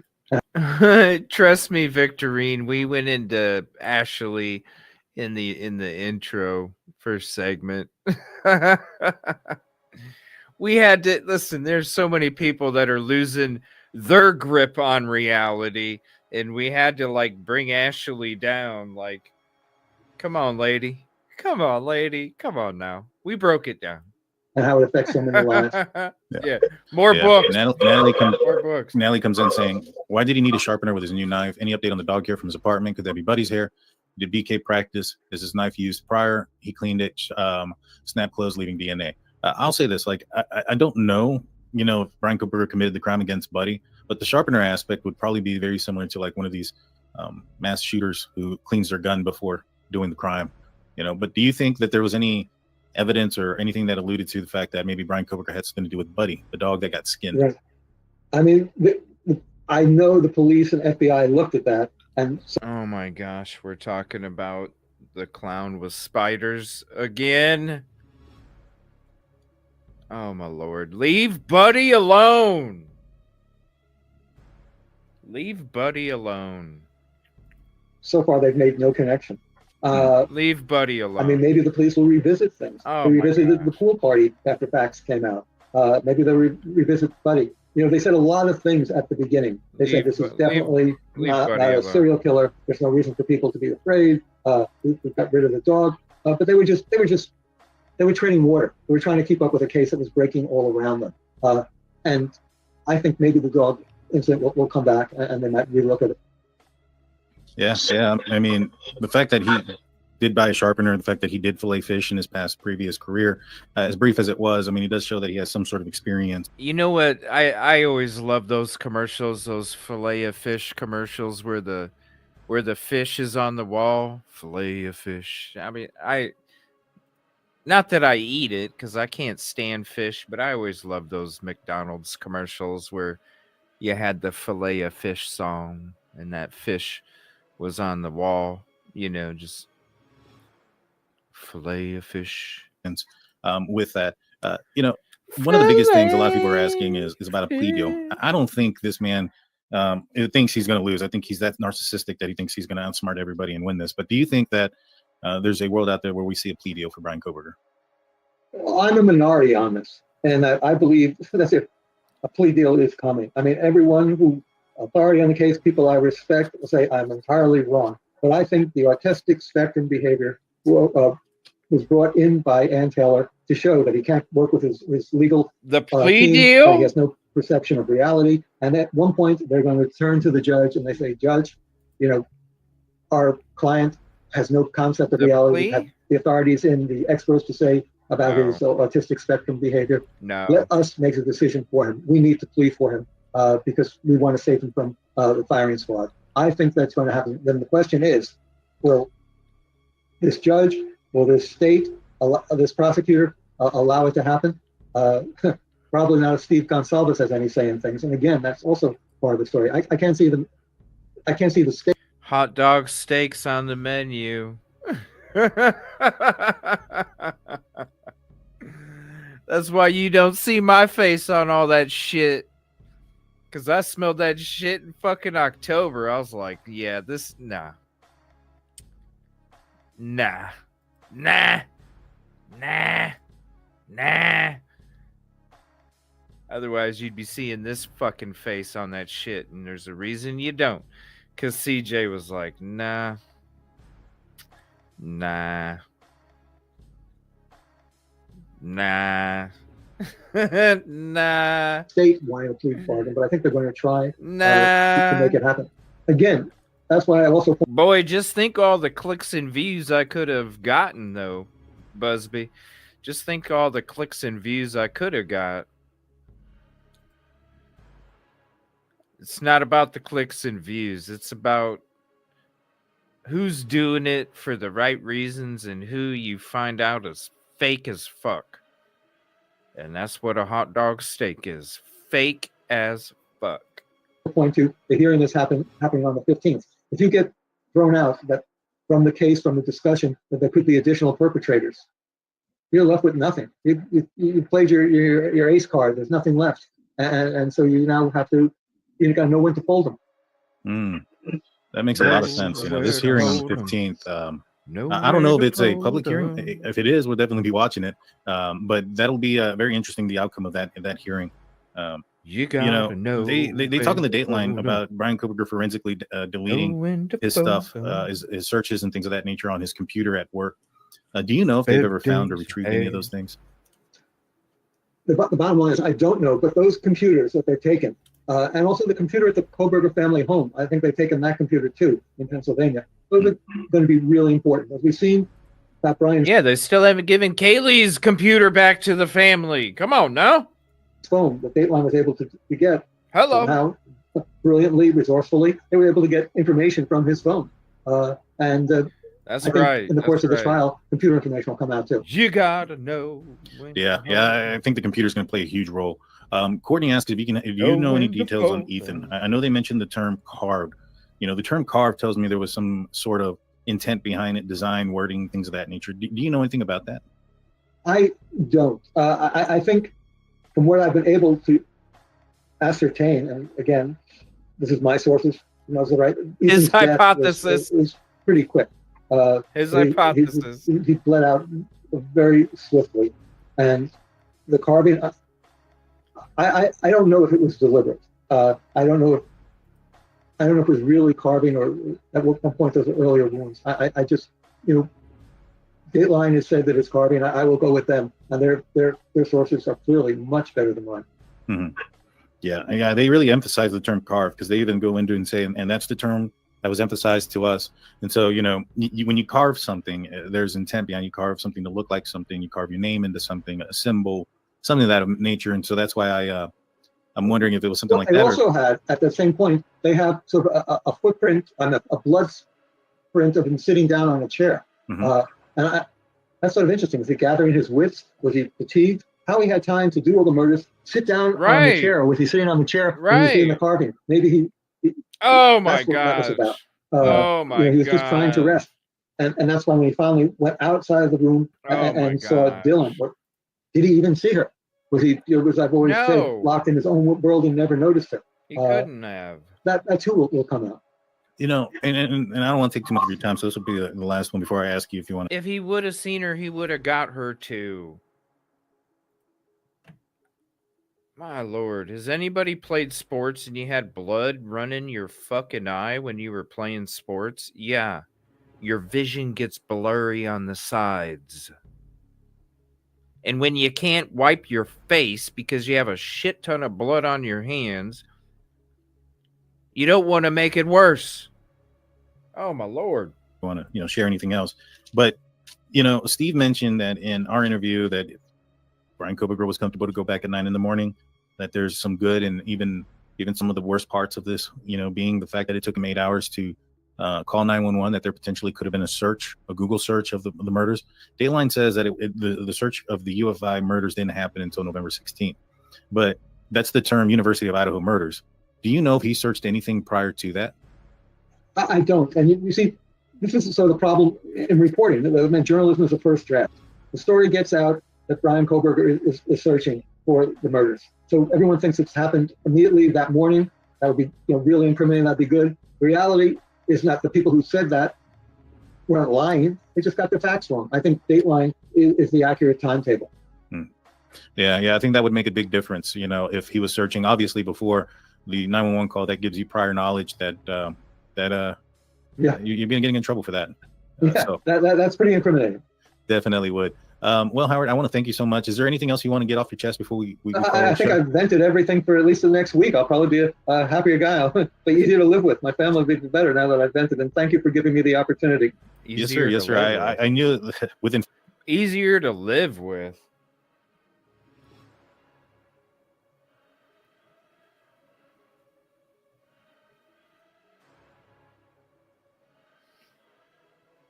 I don't know.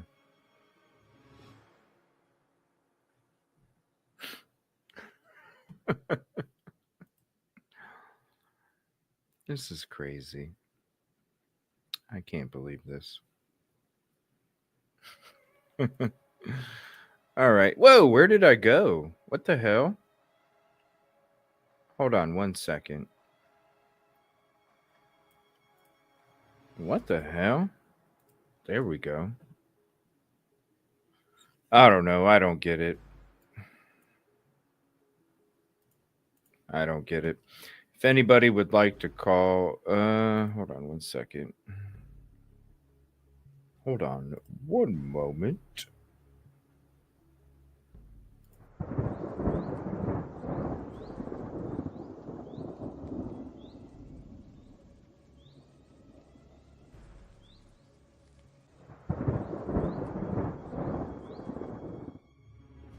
All right. If anybody would like to call, you're more than welcome. You're more than welcome to call. Let me know what your thoughts are. Maybe alternate suspects. Who could it be? What could it be? That's that segment of the show. Other than that, there was a lot of stuff in there. I mean,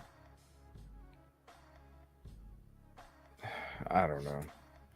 You know, the whole audio, remember the audio from 11/12, people didn't know if it was real or not. You know, we heard that.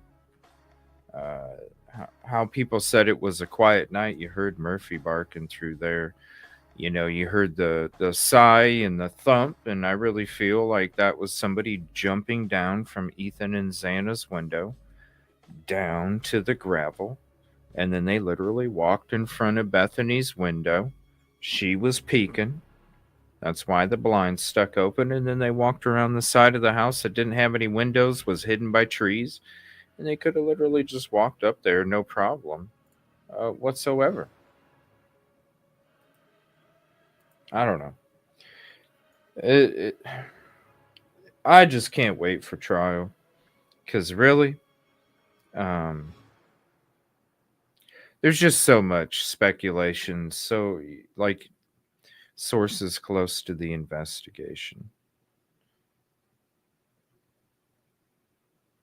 How close? And then when this is being put out as factual information, when this is being put out as information that is legit, it's so reckless. It's just running.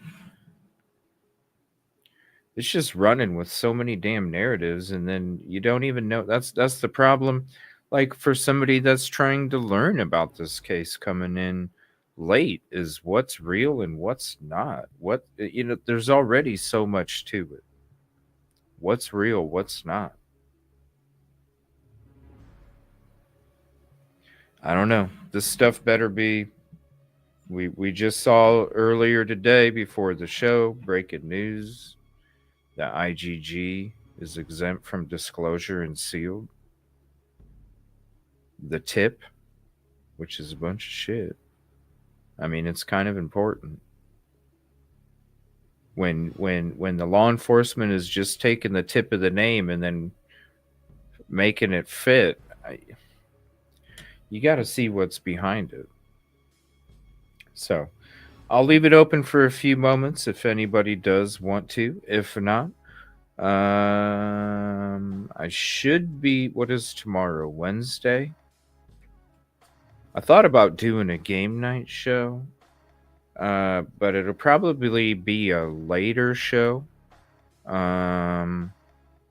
And then Thursday and Friday, I think we're going to start doing 11 p.m. Eastern, 10 p.m. Central shows going into the late night. We'll be doing that, me and Rosie. So there's some stuff that we're going to cover. The Ashley Banfield video where she had Steve G on there.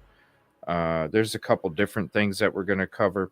And also, here's the link to Rosie too. She just put out a really good video breaking down the Dateline stuff, and she's got some comedy mixed into that too. So definitely go sub up to her and check out the video. She put out a part 1 today. Definitely go check it out. She breaks it down really good, and she'll be having a part 2, I think, coming tomorrow or the next day, but she's going to be breaking it down into different parts. So, but I will be back for sure Thursday night, Friday night, Saturday night, and I'm not exactly sure what time tomorrow, but I'm going to try and get on and at least hang out for a little bit. I know there's some other things that I'd like to talk to y'all about as well. And plus, Aaliyah, I'm going to do me a favor. Here's the link to this video. Where's it at? Here's the link to the video that has the person leaving. Do me a favor, or if anybody, put the timestamp. Here's the link to that. Put the timestamp in the comment section of when they almost hit somebody. I'm going to have to go back to the Dateline episodes. By the way, here's the link for that if you want to see that episode in its entirety. No restrictions. This is with commentary. I'm going to have to go back through that and see exactly. I can't do it on here because they will hit me. And then look for some episodes with me and Rosie to do over on Twitch too. When it comes to some of the stuff that we're able to show and discuss at the same time. There's no restrictions over there like there is on YouTube. So definitely go follow and sub up over there. I really appreciate it. All right. So I'm going to go ahead and we'll go ahead and hop off for the night. I want to say thank you all for being here. I appreciate you very much. If there's anything that breaks, we'll discuss it tomorrow night. Like I said, it'll be like a later show, maybe 9 or 10 o'clock, somewhere around that time. And it'll be a little shorter show too. We won't go as long as we did tonight, but there's some other things that I want to talk about. Then there's some stuff that me and Rosie's going to get into coming up soon. Thank you all for being here. I appreciate it very much. Definitely go hit that Twitch link. You'll definitely want to check out those episodes, and we'll have plenty more coming up for the future for you guys. Appreciate it. Love you. Peaceful and positive night, and we will see you on the next one.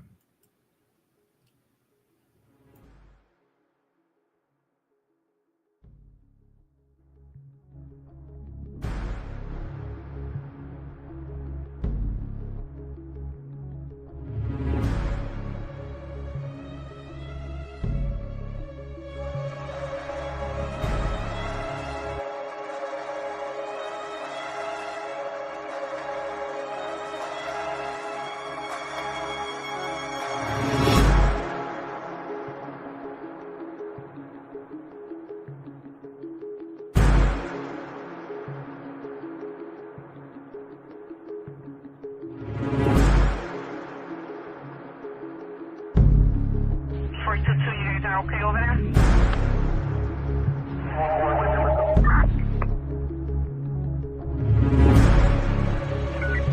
Alright, is your victim at the hospital? Someone shot there. Alright, the ET doesn't take pictures of the, is it domestic related?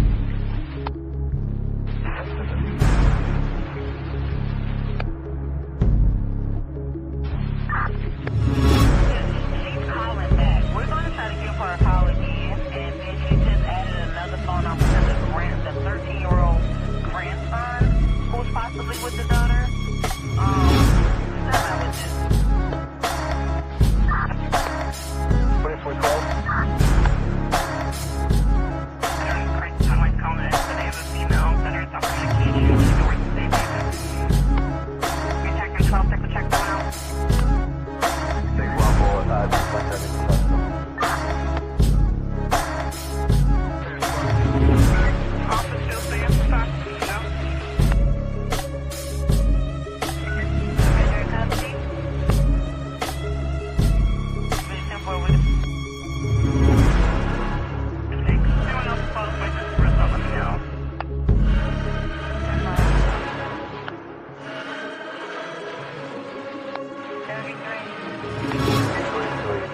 supervisor found location for